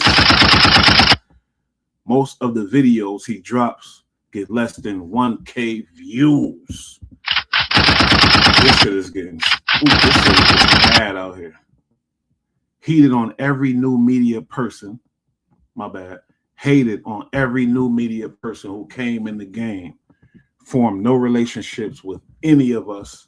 Will ultimately retire broke and bitter. Whoa, Vlad, you vicious for that. You vicious for that. Shout out Shake Smooth, man. He vicious for that, bro. I swear that was some vicious shit. Let's go. Project. Sean Cotton of Say Cheese, Matt Hoffer, 1090 Jake, myself, and others all get along, do each other's podcast, share business info, and ultimately succeed together. Personally, I like our way better. Now, Joe Button, who's actually pretty close with Ebro, he also spoke out on Ebro getting fired as well. And we got to find out that Ebro actually knew this was going to happen months ago. According to Joe, Ebro knew that upper management was not happy with them. The game turned super sour. Everybody out here got a job. The job is entertainment. They talking shit about each other. That's what it is. Everybody getting paid. When you get so happy when a man loses his job, his income, I guess, like I said, it's better than wanting to kill him and do harm to him. But I guess I just don't respect that. I don't know. That's just me. But I don't know their situations. They obviously really hate each other. They really are pissed off in their feelings. Glad that message showed that he's in his feelings for Rosenberg. He's in his feelings that every time he had to come to New York, he had to listen to Peter Rosenberg on that radio. Academics in his feelings.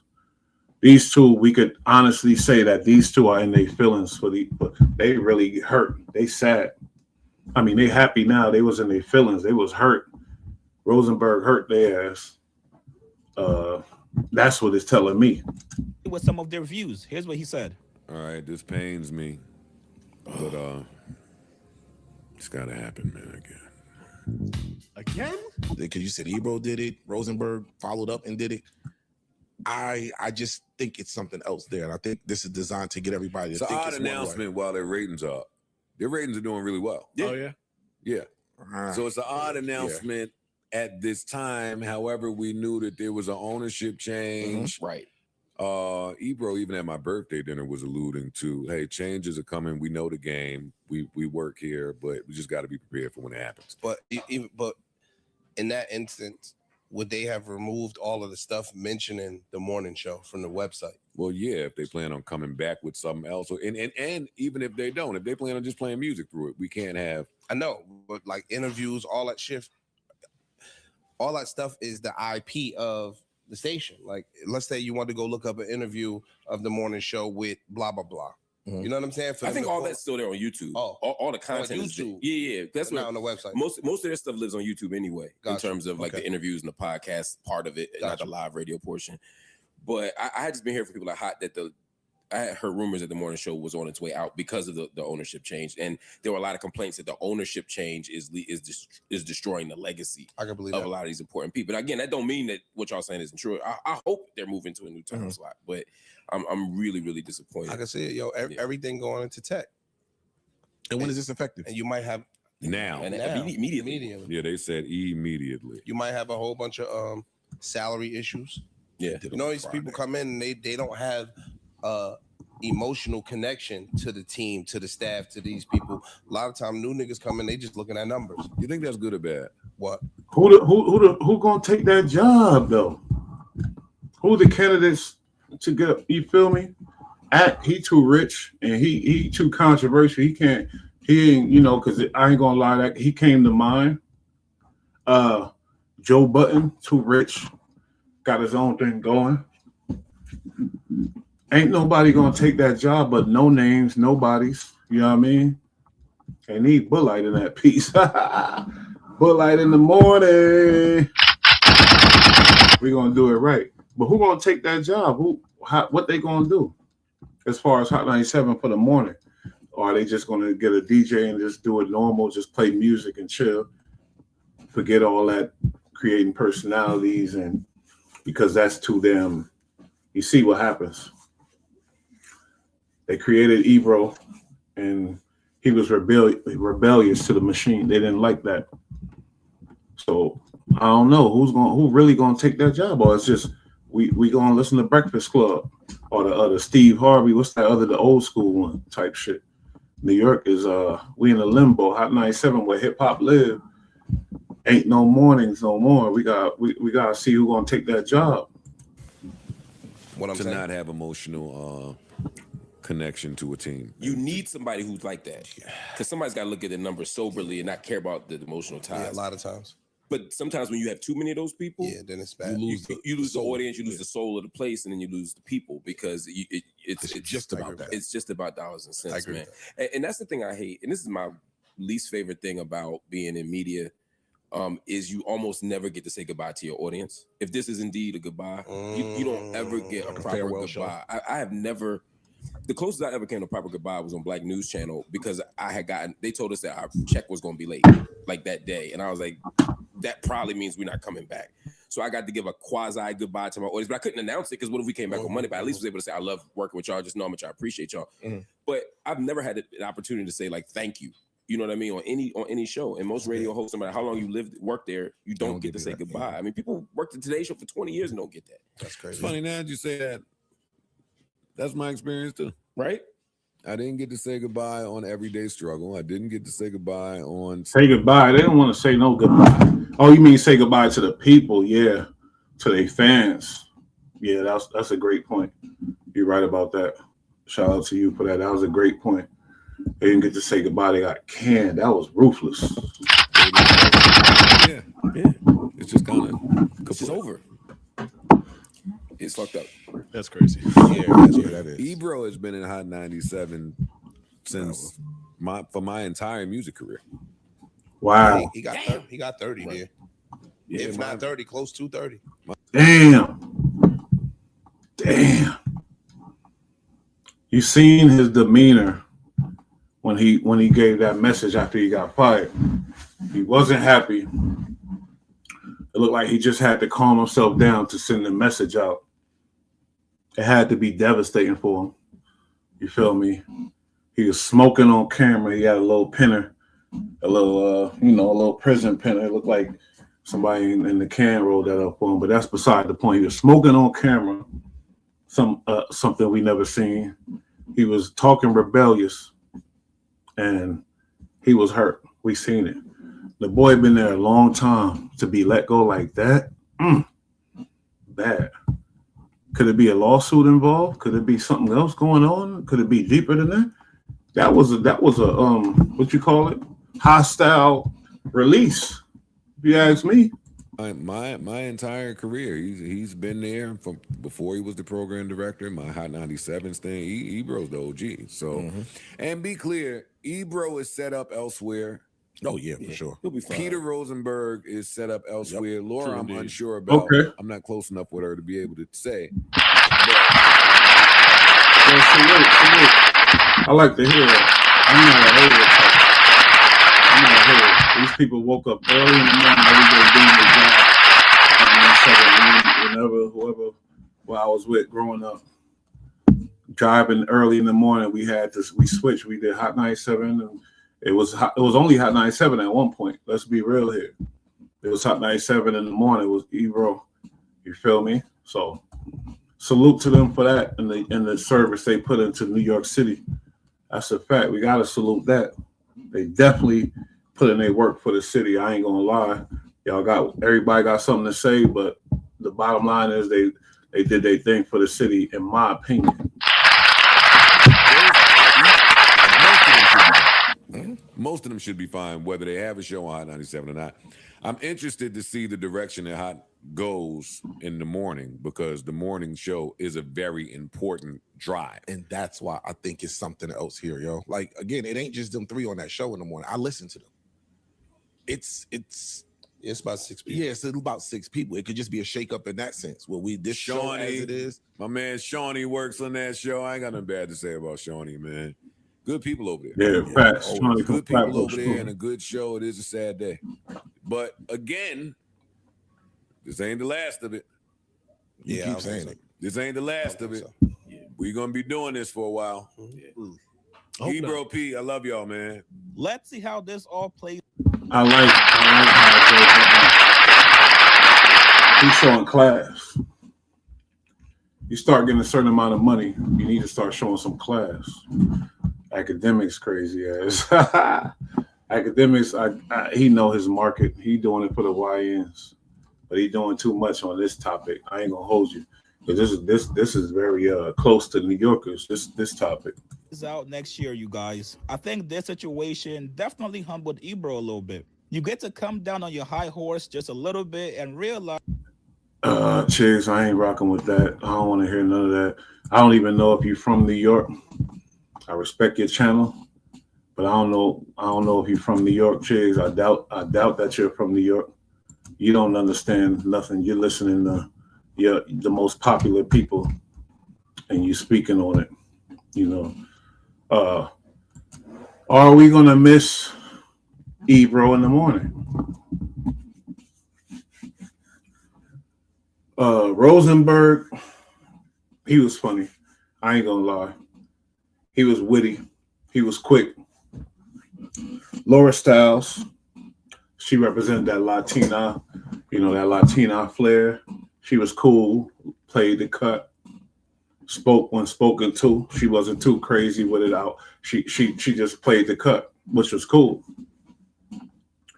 Ebro was outgoing. Ebro stirred things up. He stirred up the pot. Is that something we needed? You got the Breakfast Club. You got Charlemagne. Charlemagne, to get in the game, he was ruthless, disrespectful, violating people, talking crazy. But once he got in position, that stopped,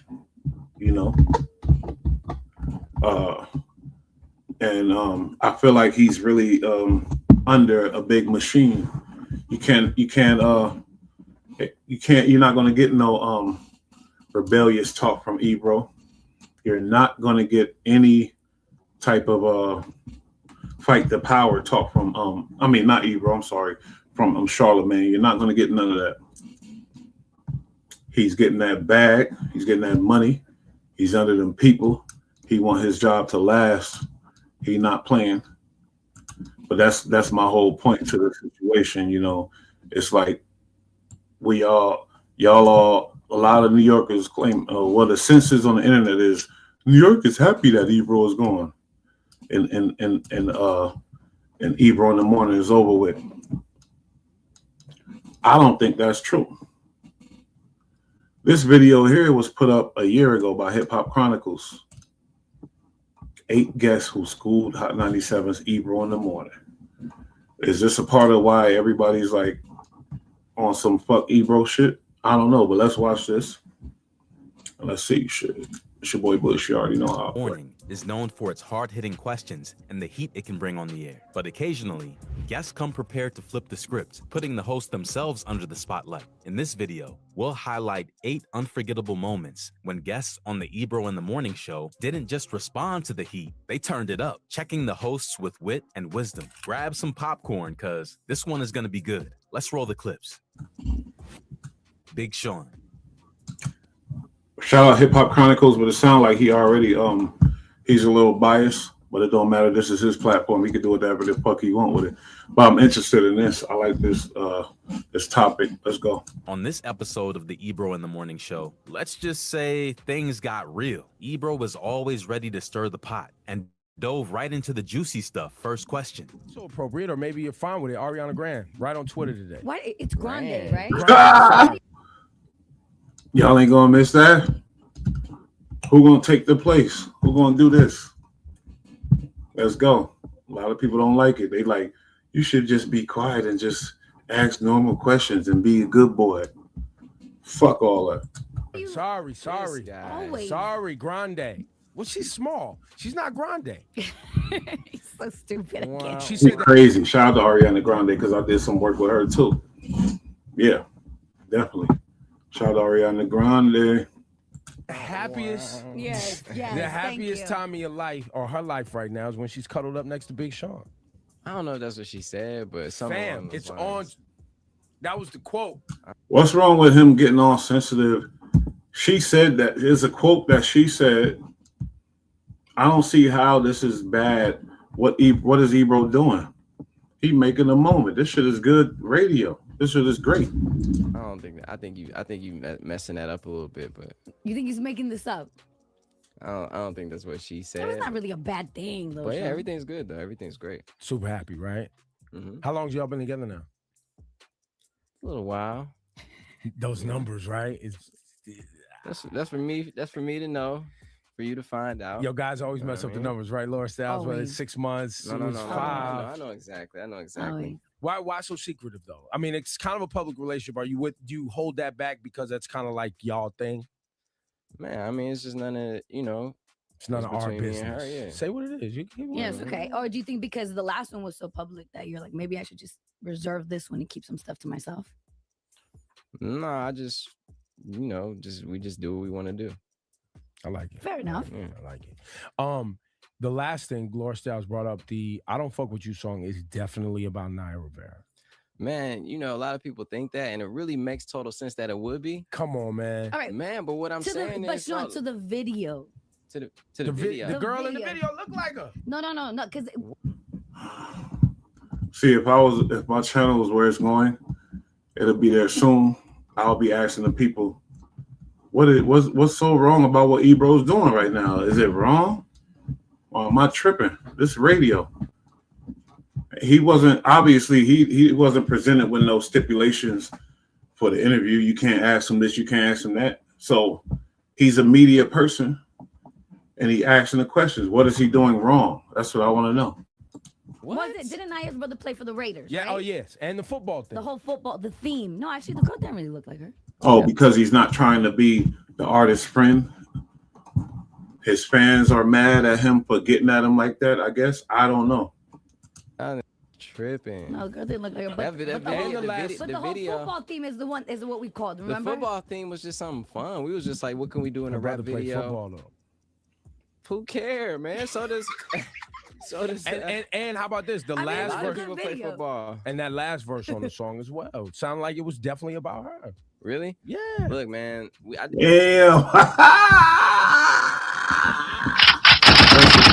in the morning, Hot 97. I love this shit, man. Ebro was, man. You ain't gonna find another talent like that in this radio situation. And I swear he is one of my inspirations as far as the media. He's one of my inspirations. I ain't gonna hold you. That's a fact. I ain't lying.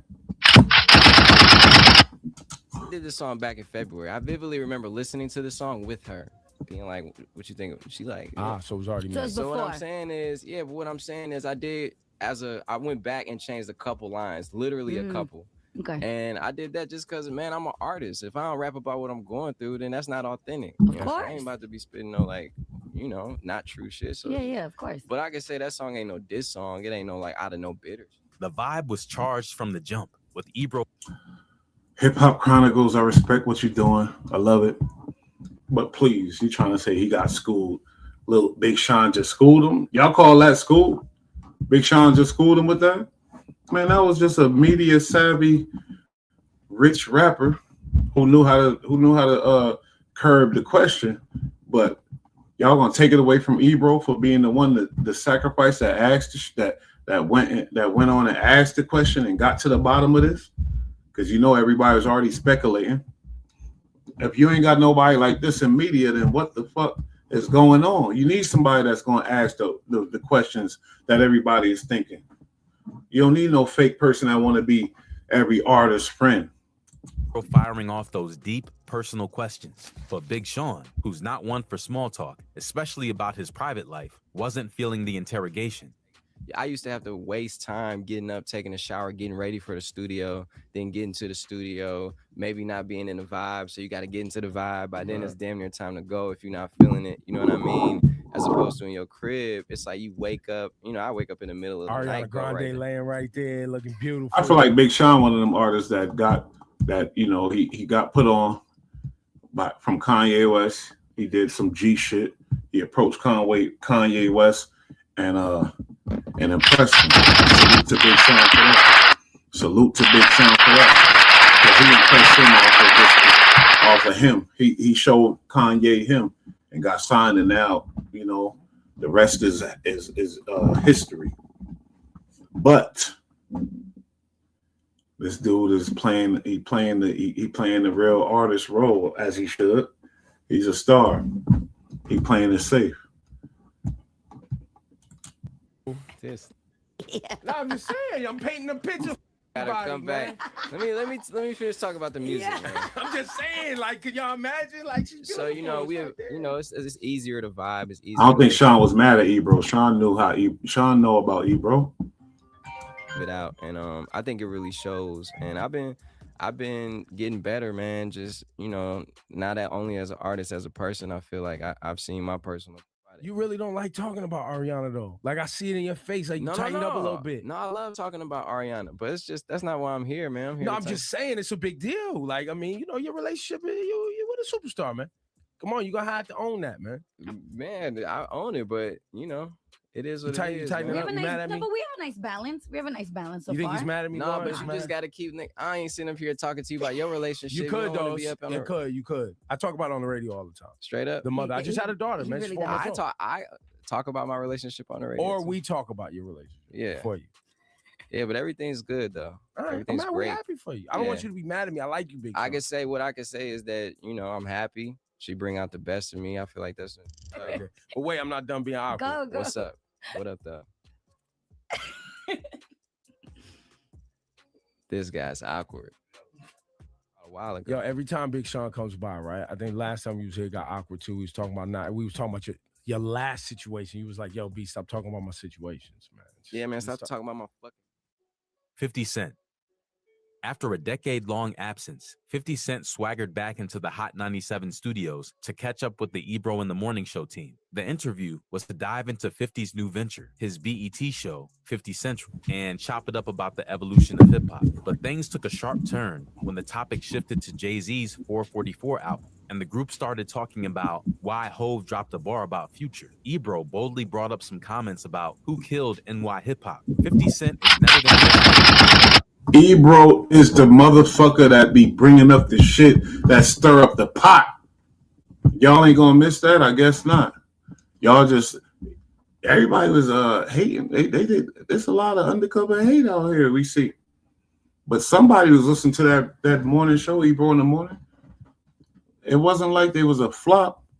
Certain skits was whack that we got sick of, the ride or die, all that type of stuff. Because it's like if you're in New York, you know about ride or die. So it becomes played out. They had to update the skits, the gurus. That shit was whack. All that stuff was whack. But when Ebro started talking this shit, that wasn't whack. Ebro shit was good. I swear. Your relationship. Yeah. For you.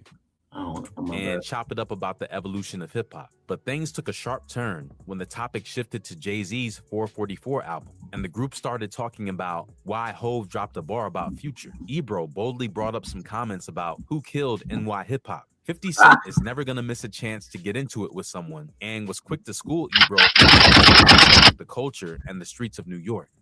These platforms are smart. They got to go with the most popular opinion. And I get it. That's why, it's going to be a struggle for me. But, yeah, I'm monetized now, and I ain't seeing no real bread off of this thing. But I still got to keep it 1,000. So if I got to go do reviews on food and other things, then I'm going to have to do that because I'm not going to be fake on here. I fuck with Hip Hop Chronicles. I ain't going to hold you. But it seemed like they sticking to the popular opinion. And I don't blame him for that. But he said 50 schooled him.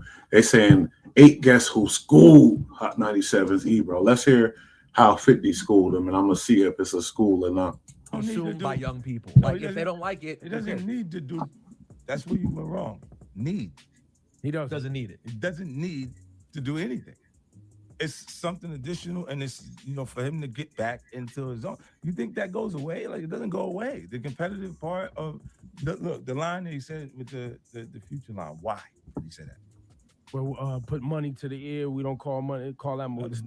How your son playing? No, the other one, your Future. Oh Your son playing football with your stepdad in the future, or whatever. Yeah. That one. Why?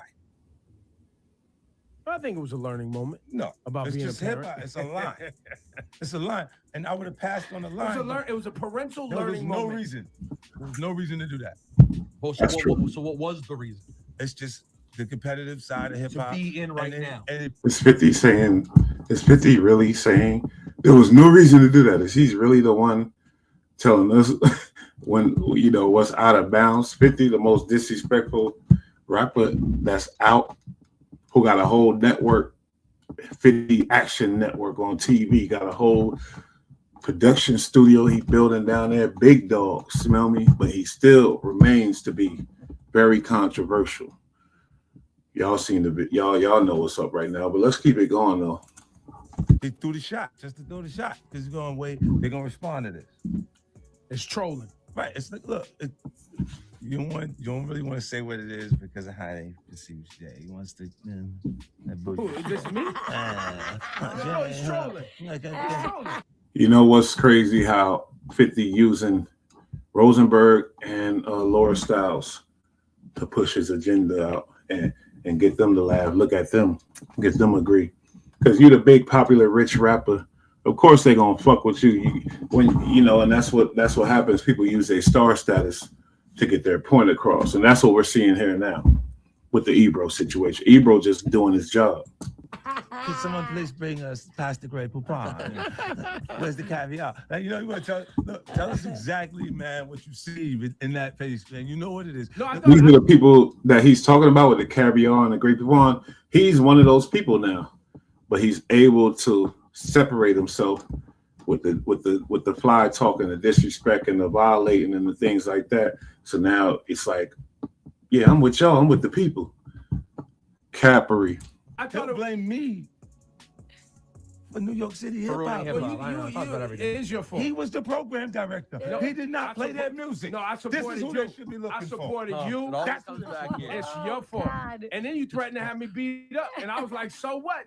What it is, you? Because I'm like, look, he got blamed because a lot of whack shit was coming out. He wasn't playing it. If it's whack shit, he don't gotta play the shit. Sorry.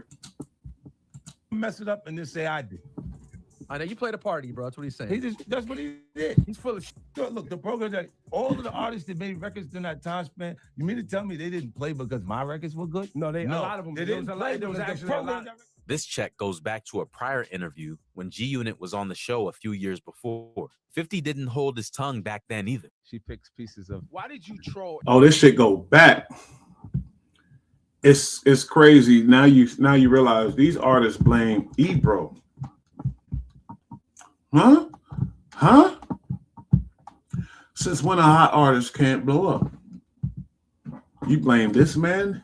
You blame radio? Radio been there for a long, long time.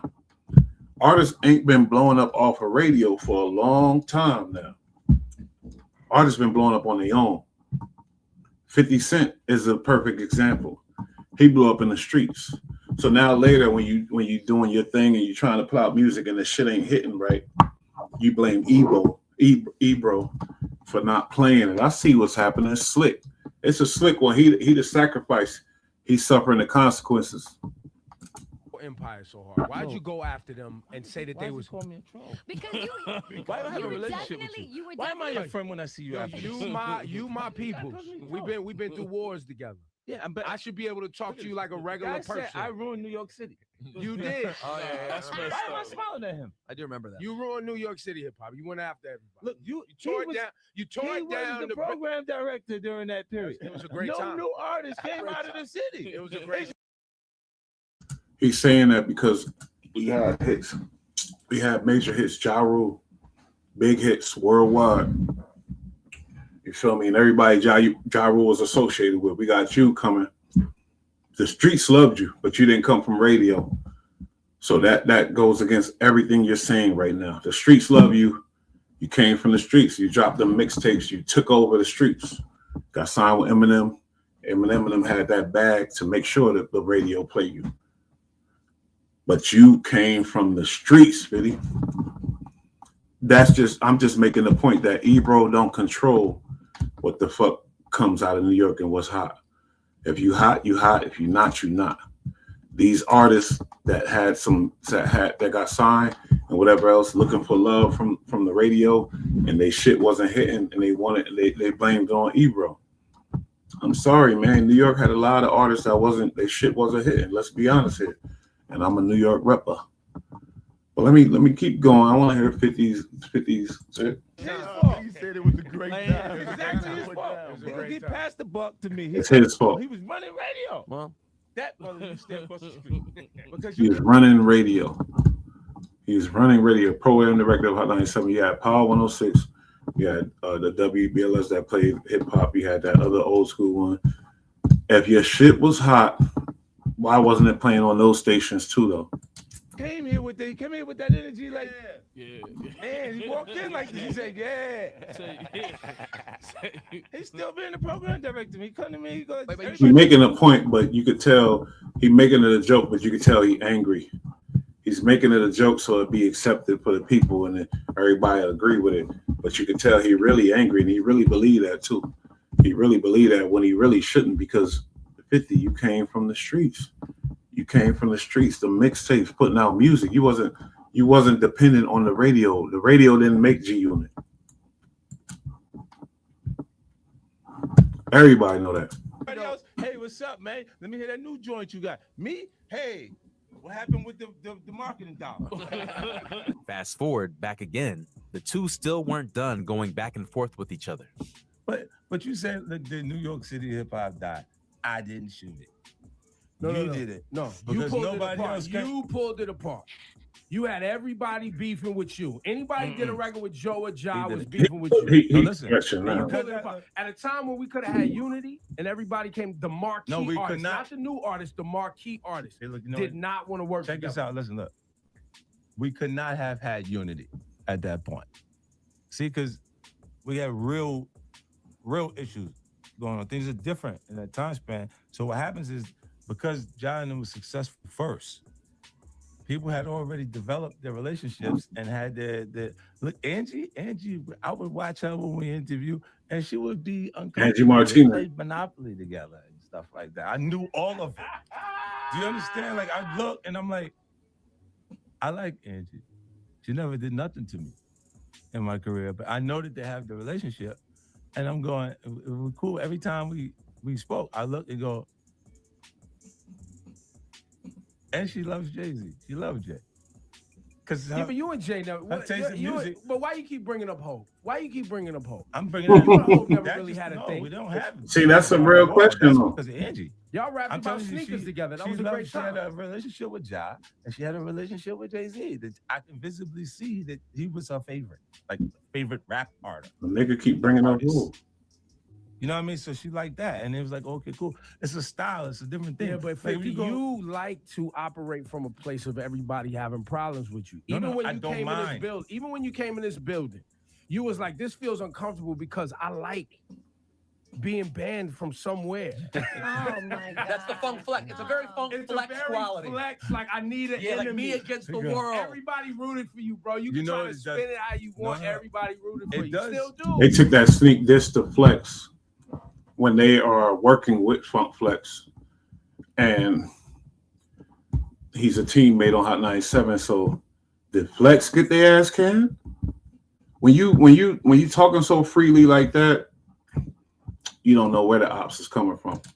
It does provide a focus when you have that many people on the outskirts of it. Like if you don't have it in business, if you don't have competitors creative, your competition, you don't have to notify them. Pick somebody that's good in the field that you're in and make that your competitor. Like who's in your slot? That's the competitor. Lil Uzi Vert. Ebro threw down a prediction back in 2016 that had everyone buzzing. He told a young, rising Uzi that while he might be hitting it big at the time, his career in the rap game might not last long. But as I've seen with all you little young motherfuckers that think you nice. Yeah. He is pretty nice.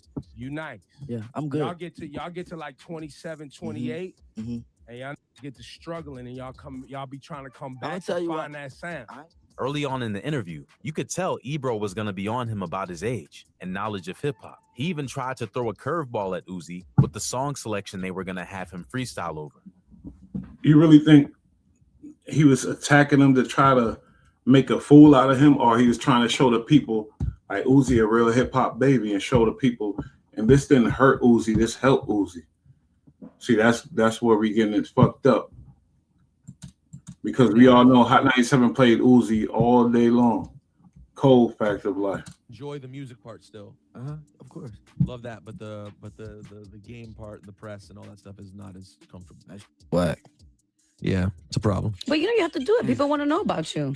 You slowly become somebody's favorite artist. Ebro. They're interested in who, what you're about. Sorry, I was Say it bringing again. up He had me Premier lost. I was He bringing up always Premier does that. Beats. I was bringing up Mass Appeal, DJ. And at this point, I was like, I don't know about this little nigga. Because he had the little movements with the shoulders and things like that. He definitely was spitting.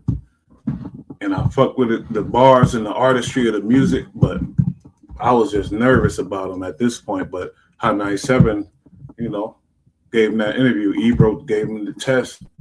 When I seen him answer them questions and he did his thing, that made me more of a fan of him. So Ebro actually helped him, in my opinion. Beats for him? Oh, he making me rap on that. What you want to rap on? You know how I rap. Yeah, why you can't ever say that about a premiere beat though. You're like, you making me rap on that. I don't Like, care. trash. But see, I do that to your young cats to see. Hey, shout out Rosenberg. Rosenberg defended that premiere. Rosenberg spoke up. Rosenberg ain't no guest. He spoke up. Y'all really built Hey, up. you heard me? I'm too young.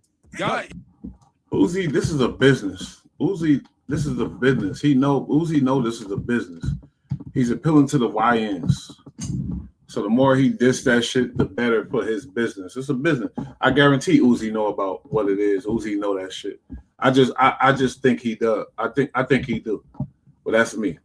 But it's a business. He on camera. He know what's going on. Boy, I know what the fuck going on. Hey, let Lil Uzi put a song out with drums right now. What do you mean with drum? You don't use drums? Yeah, but it's 808s. That's it. Because they're all 808 and hard. Uzi there to appeal to the YNs. He out there to appeal to y'all old motherfuckers. This is why you want to know that there's a huge disconnect between the adults and kids of hip hop. The album that most adults, not me, but the album that most adults said, this shit sucks. I don't ever want to hear this from Kanye West again. The kids were all like, this is finally the Kanye West I was waiting for. Boom, hip hop divides, old and young. So you gonna get to these bars? If you pull up, I'm telling you right now, if you pull out one of them old beats, I'm not rapping on it. Straight up. You see me, bro? I am a rock star, bro. I'm not rapping on it. He's basically saying it's a different genre. I don't disagree with him. It's a different genre. It's a different genre. And what Ebro is saying is, if you're coming into this rap game, you should know about the original. If you're coming in here, I don't disagree with that either. Because in the real rock stars, they know the real OG rock stars. So why can't we treat hip hop like that? I don't know. You feel me? That type stuff. We'll decide. Let me hear it, and I'm letting you know. I'm letting you know. He's at least being honest. Yeah, my All right, fans, so my fair fans enough. won't be disappointed. They get it. No, they will. No, they But won't. I hope I piss your friends Your off. fans gonna be disappointed. All the old guys. They don't give a they don't No, even know why what I'm they'll on be- here right now. What they'll be disappointed is if you get up here and these bars you spit is trash, and I don't tell you they trash. So let's get to these raps since you're so nice. Running through all of these groupies. Yeah. I might just put my right in their coochie. Like, yeah, I feel like Boozy with all of this coochie. All of these diamonds and diamonds. Yeah. All of these diamonds, they dance. Yeah. Feel like they're He's just freestyle. He don't care. At that point. Got you right on my dick, yeah. I might just whip it. Yeah. I might just This nigga ill. He not trying to impress. He not trying to impress Ebro at all. I fuck with that. Got me a new AK, so I might just have to be the case. Got your all in my face, yeah. Go yard, that's all on my case. That be the brief. Okay, I keep it so brief. Yeah, I might just get on the tee. Yeah, I do not need that low. I'm young, so I might on the niece. Like, yeah, I do not care about that. I might not care about that. I got money. Yeah, I just made that. Shit. Yeah, my little black, like, yeah, my little so black, I don't get it. I feel like Trick. That be the daddy. Got in my dick and she wanted. I might drop my do it. Drop my caddy. Like, yeah. So the little in my pocket so fat. I do not have to just act. I do not have to just turn. Got your girl on me. I feel like I'm making. I don't know, man. I mean, I respect the cool. fact you fell off at the end. Yeah. Leave that Put another beat on. Shit. Nah, because all I got is old man beats and you're not built for Hey, that. listen. It's gonna be a lot of young guys coming up here and they ain't gonna want to rap on that. I'm trying to. Damn. I ain't gonna. He's just being honest with you though, Ebro. But Ebro think he's holding it for the old niggas, which I think he was, because a lot of us old niggas like that. We is all like, ha ha ha.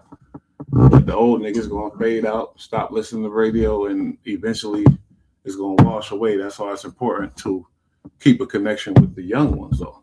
Don't struggle, bro. All right, we're gonna see. I don't even- Gonna see. Oh, you gonna learn. And guess what? I'm gonna be here. Yeah. It's gonna be totally different too. Like I'm gonna be all the way a rock star about it. Then came the moment of truth. Uzi's album, Eternal A Take, and its deluxe version both rocketed to the #1 spot on the charts, proving his rock star power wasn't just a flash in the pan. Ebro stepped up and admitted he'd been off the mark with his earlier predictions. But even when admitting his wrong, it didn't stop Uzi's fans from coming at him. Uzi posted this on his socials and let everyone know it's not Ebro's fault. He's old. So check this out. Y'all ain't got no OG because y'all OGs yourself. Y'all old as and y'all keep lying. Tell me all that money, where's that? And y'all need to keep lying. Tell me all these hits, where they at? You all right. Ebro too, stop saying that. He just old. He ain't know no better. He old. He ain't know no better. He ain't know no better. I ain't know no better back then. Only thing I knew is they was Astro, aka Stro. When Stro hit up the Ebro in the morning show, he brought more than just his tracks. He brought the heat. The interview kicked off chill, with Stro pushing for more radio love for artists like himself. But Ebro couldn't resist poking at the rapper's music and brought it back to an age versus talent situation again. He tried to make homie look small because he only been rapping for 5 years and was 18 at the time. Ebro said that he needs to put in more work before he can come into the radio space. So Ebro messed up going against the any youngin because they got the internet on lock, on smash. He became an enemy of the internet once he started dissing them young boys out here. You know, I wouldn't say it's dissing, but he was, because he called himself Old Man Ebro. He's just trying to teach, I think, in my opinion. But a lot of people took that as hate. They took it as this old man don't know what he's talking about. He wilding.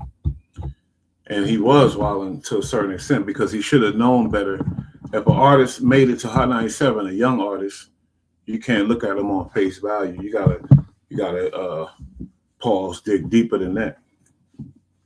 You gotta see what's going on. Really, why is he there? How did he make it there?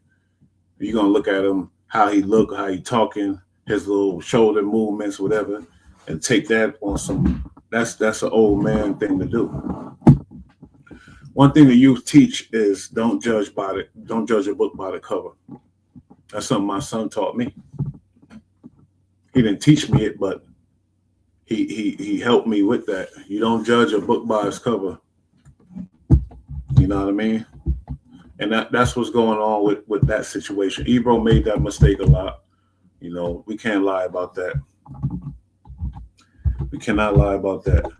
But I do still appreciate Ebro's his stance on certain things, and I like how he always went against the grain. I think he always was, you know, exposing shit.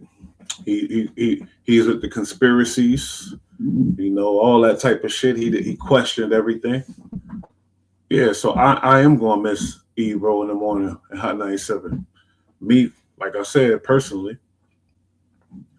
Hopefully, Hot 97 stays where hip hop lives and they don't switch up. Remember that episode of Martin, where a country guy came in and took over Martin's station, and he had to do the country shit. You know what I mean? Who knows what's going on? Because we got one hip hop station. Maybe, you know, this hip hop shit ain't really popping no more. I listen to the radio, it's R&B. It's a lot of R&B going on.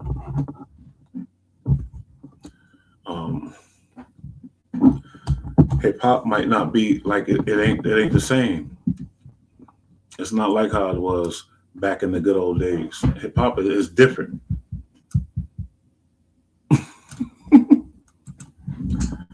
But anyway, next topic before we get the hell out of here. 50 still on a rampage, a secret baby. Here go another example of somebody in their feelings. 50 heavy in his feelings with this Diddy shit, man. The same situation, kick them while they down. That's what they do. Damn, you see this thing shaking and stuff? Hold up. 1 second.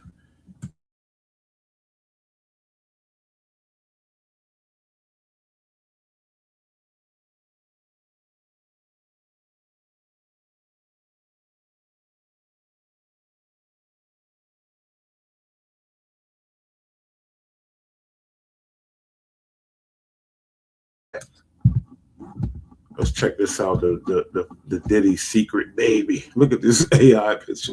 So that it lands. 50 Cent just mentioned that Upper Elite Insider said to him, Diddy is about to lose everything.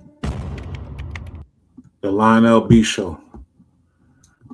Shout out to that, but this ain't what I'm looking for right now. I'm looking for something else. The alleged secret baby, y'all. Y'all heard about it.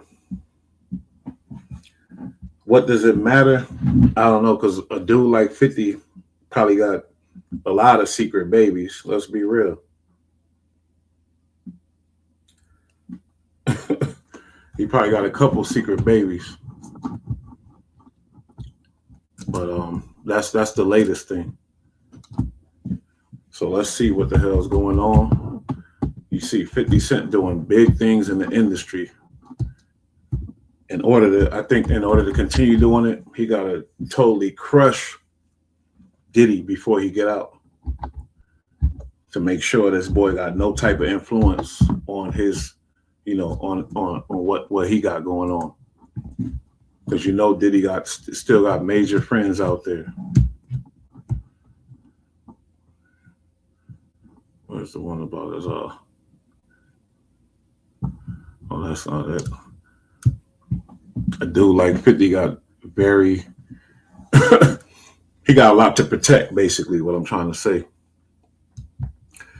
He thought it was a wrap for Diddy. He thought Diddy was done. He's never getting out. But hey, now we find out Diddy gonna be out, and actually he might be out. I think he's gonna be out before what they saying. He's, you know, They saying he got this. I think he gonna be out way before that. Welcome to Watch Mojo. Get to this shit, man. The secret baby. What's so secret about it? Hold on, let me pull this up, man. I gotta do this for y'all real quick because I want to know the details too. Exclusive. 50 Cent ruthlessly pursues millions. Oh, that's something else. Hold up. 50 stay in the thing. Hey, look, he when you got money from them lawyers, you gonna sick them lawyers on whatever you want. He's sicking them on his baby mama. He pursuing millions off of her. Wow. I hope she got a job. But I want to hear about the secret baby. I'm just interested in this. I'm sorry, y'all, because y'all probably even know about it.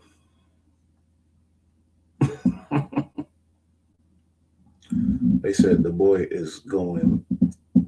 He got a whole vendetta. And it ain't gonna stop no time soon. New footage coming out.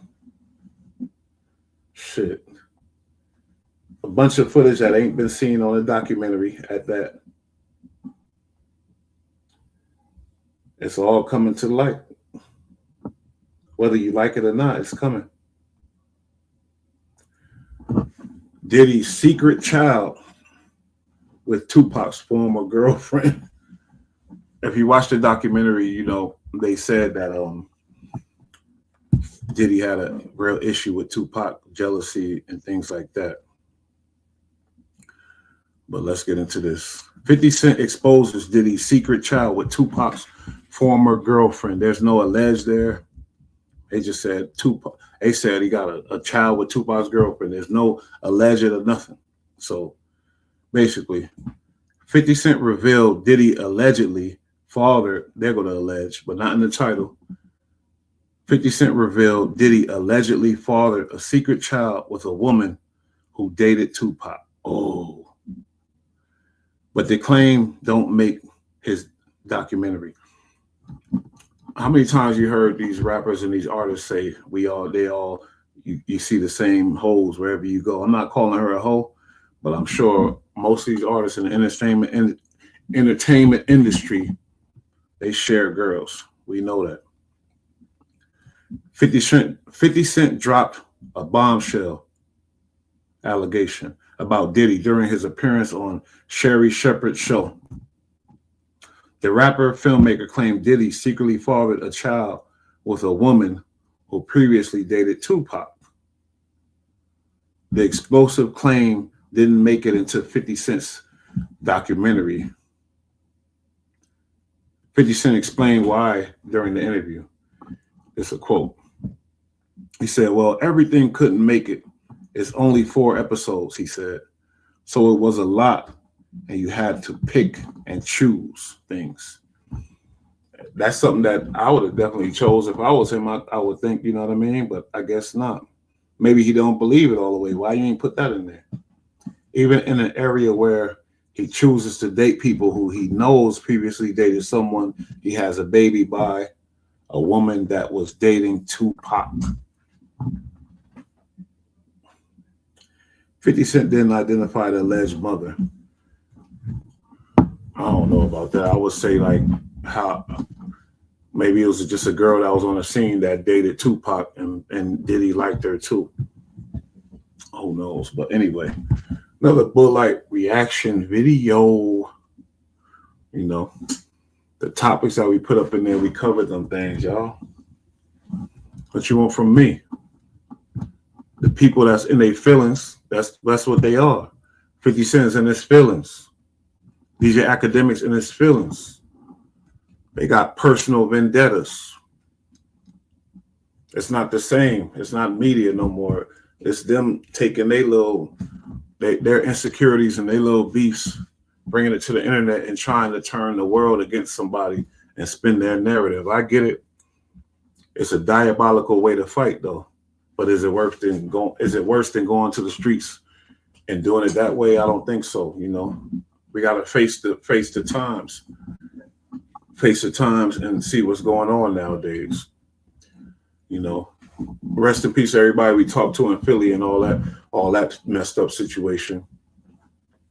Something we gotta focus on, bring awareness to. The hitmen, alleged hitmen and killers are getting younger and younger every day. It's a sad situation too. But when it comes to this media, I don't really want to be one of those ones that get in my feelings and have a personal vendetta and can't wait till somebody go down so I can run up and kick them and stomp on them and things like that. I like to fight people when they up. I don't like to fight people when they down on their knees, but that's just me, you know.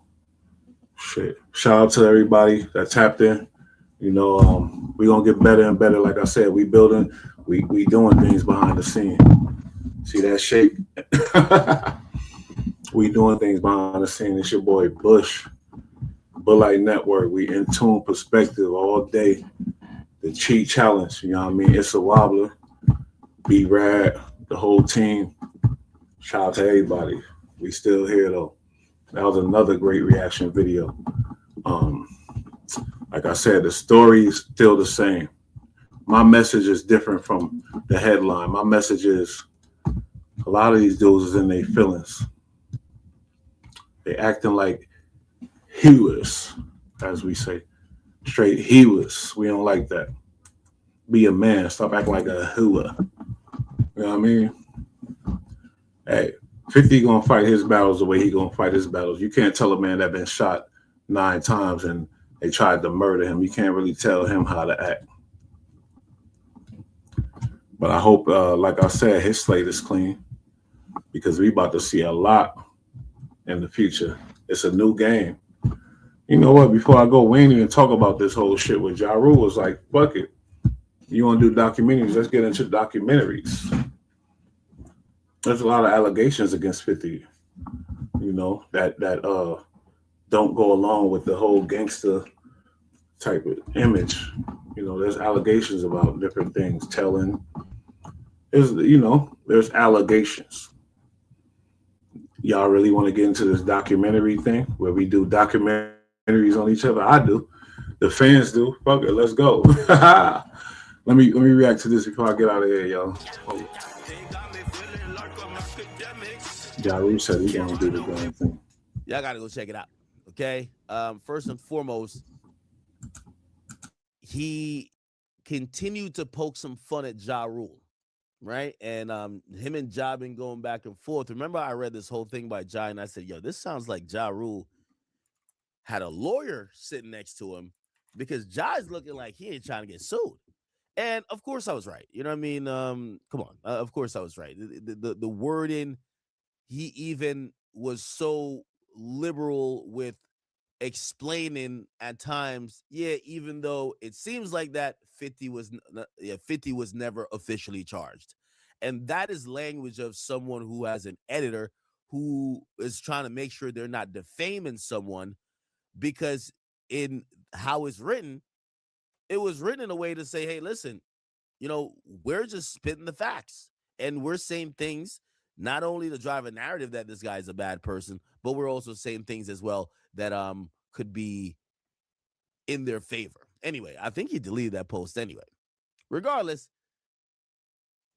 50 posted this video kind of getting at Ja Rule. Now, remember, Ja Rule said he was going to do his own documentary. I think I talked about that yesterday. He said he was going to do his own documentary on 50.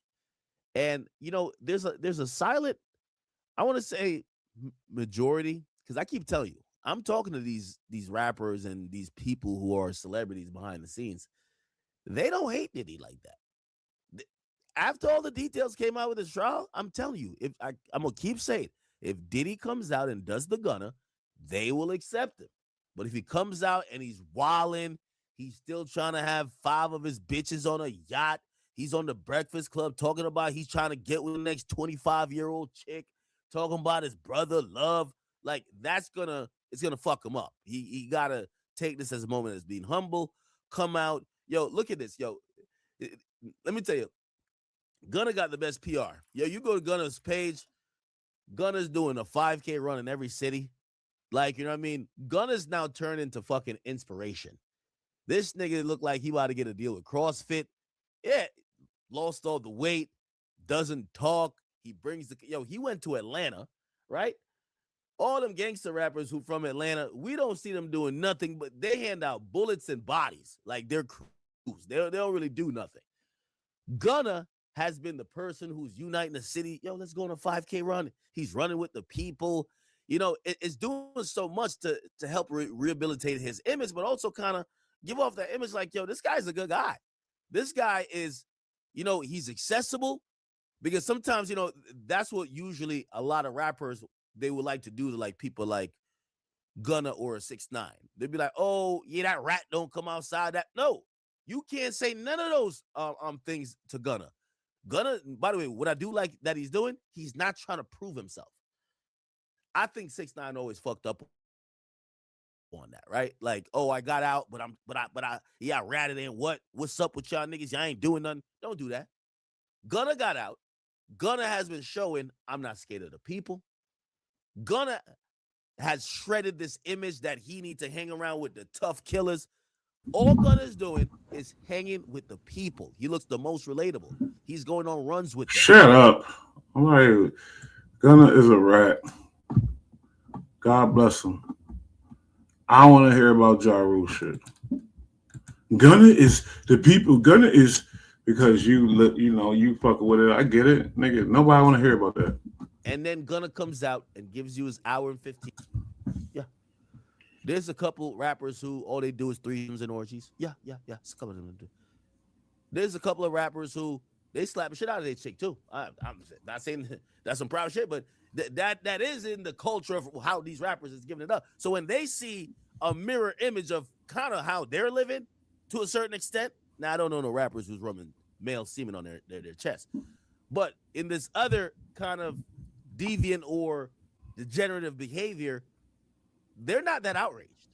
Where's the Ja Rule shit? Please, this is contingent. Now, when I say I'm talking about rappers, like I'm not talking about corporate, entities or brands I want to align with them. I'm not talking about that. I'm talking about rappers. Not only do they, I'm hearing this chatter from behind the scenes.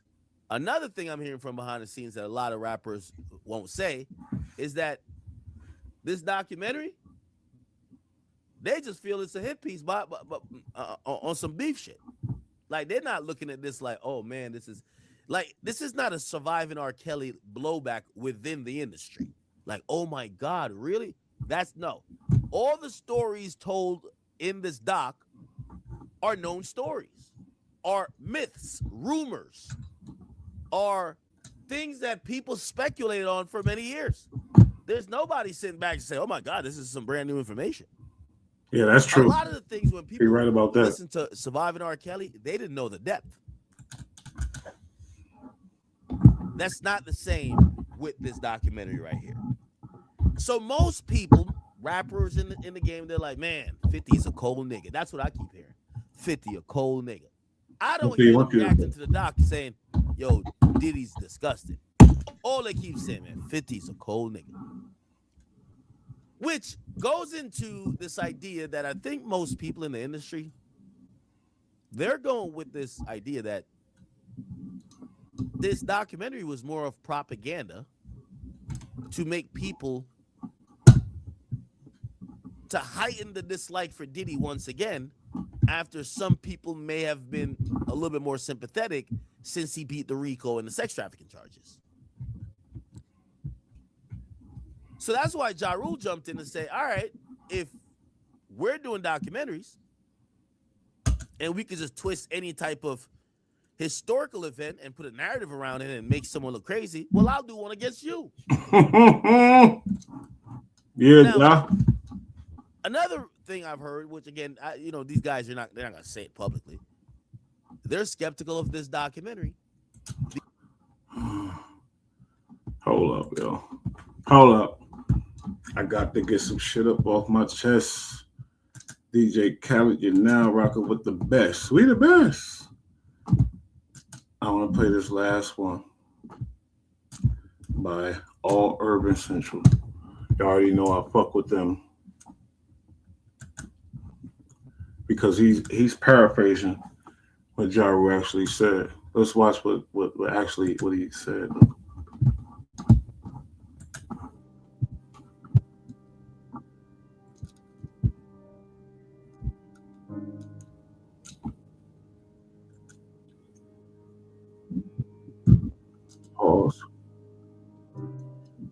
Go back. Oh, Lord. Let's be real. That nigga don't give a fuck about the victims. We all know why he did the doc. Herman's a cancer to culture.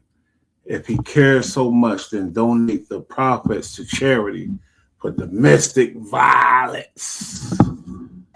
Yeah, Ja Rule. Let's keep going.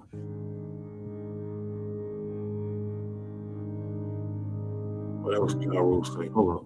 Pause that. I'm not condoning Diddy's behavior. I'm showcasing Herman's character. Why he call it Herman? Ja Rule, I'm on 50 Cent's side on this one. There are some animals that deserve to be snitched on out there. Some things can't just be swept under the rug. What things? What things? Whatever. There's sex parties. That's all he locked up for. Herman's no different. Allegedly, 50 Cent, real name Curtis Jackson, has been involved in at least one well-documented domestic violence incident. In June 2013, he was accused of kicking his ex-girlfriend and the mother of his son, model Daphne Joy, in the stomach during an argument at a Los Angeles condominium, as well as destroying approximately $7 worth of property, including future chandelier and television. All right, well, that's where Ja Rule was like, he calling 50 a dry snitch, but he doing the same thing though. But not really, because he was accused of the shit, so it ain't like he telling him. Damn, Ja Rule was over here. He's mad as hell about this documentary though. Ja Rule tight. You don't like this documentary at all. I want to see what the hell. He said what? What did he say? He said Los Angeles authorities charge him with 1 misdemeanor count of domestic violence and 4 counts of vandalism. Jackson pleaded not guilty initially, but later reached a plea deal in October 2013, pleading no contest to 1 count of vandalism. The domestic violence charge and their vandalism counts were dropped as part of an agreement. He was sentenced to 3 years of probation, 30 years of da-da-da. Yeah, but she could have been lying about the domestic shit. I don't know. Unless she was really beat up, I don't know. But hey, if she couldn't been, and she probably wasn't lying. He kicked her in the stomach. That's crazy as hell. Anybody that's even accused of that type of stuff in jails in certain places, they no good. So hey, Ja Rule, that's good bringing that to our awareness. Because everybody claim they squeaky clean, and they forget about the shit they was dealing with, and they think nobody gonna remember that shit. What did this say? He said, "You rat, always have been, always will be, a effing rat. Used car salesman suit wearing, filled gold. What's that? Rise having, Herman monster head ass nigga." That's why he call him. Yo, Ja Rule. Outfit check. What you got on? Outfit check. You know, I came fresh with the Adidas today. Okay. You know, just real quick, you got the old school. Shout out all Urban Central, all the other platforms that rock with me, that rock with the channel. You feel me? It's your boy Bush. We back. We gonna keep rising to the top. Y'all heard my points. I said them. And that's what it is. Another Bush reaction. We out of here, y'all. Peace. Please like, subscribe, and leave a comment. Check this out. You know what it is. It's your boy Bush. Just another reaction video. Let's get into it. Let's get in tune. Another perspective dedicated to my little bro, always Marco, and my big cuz, Maul Maji. Free Macelope. Let's get right to it.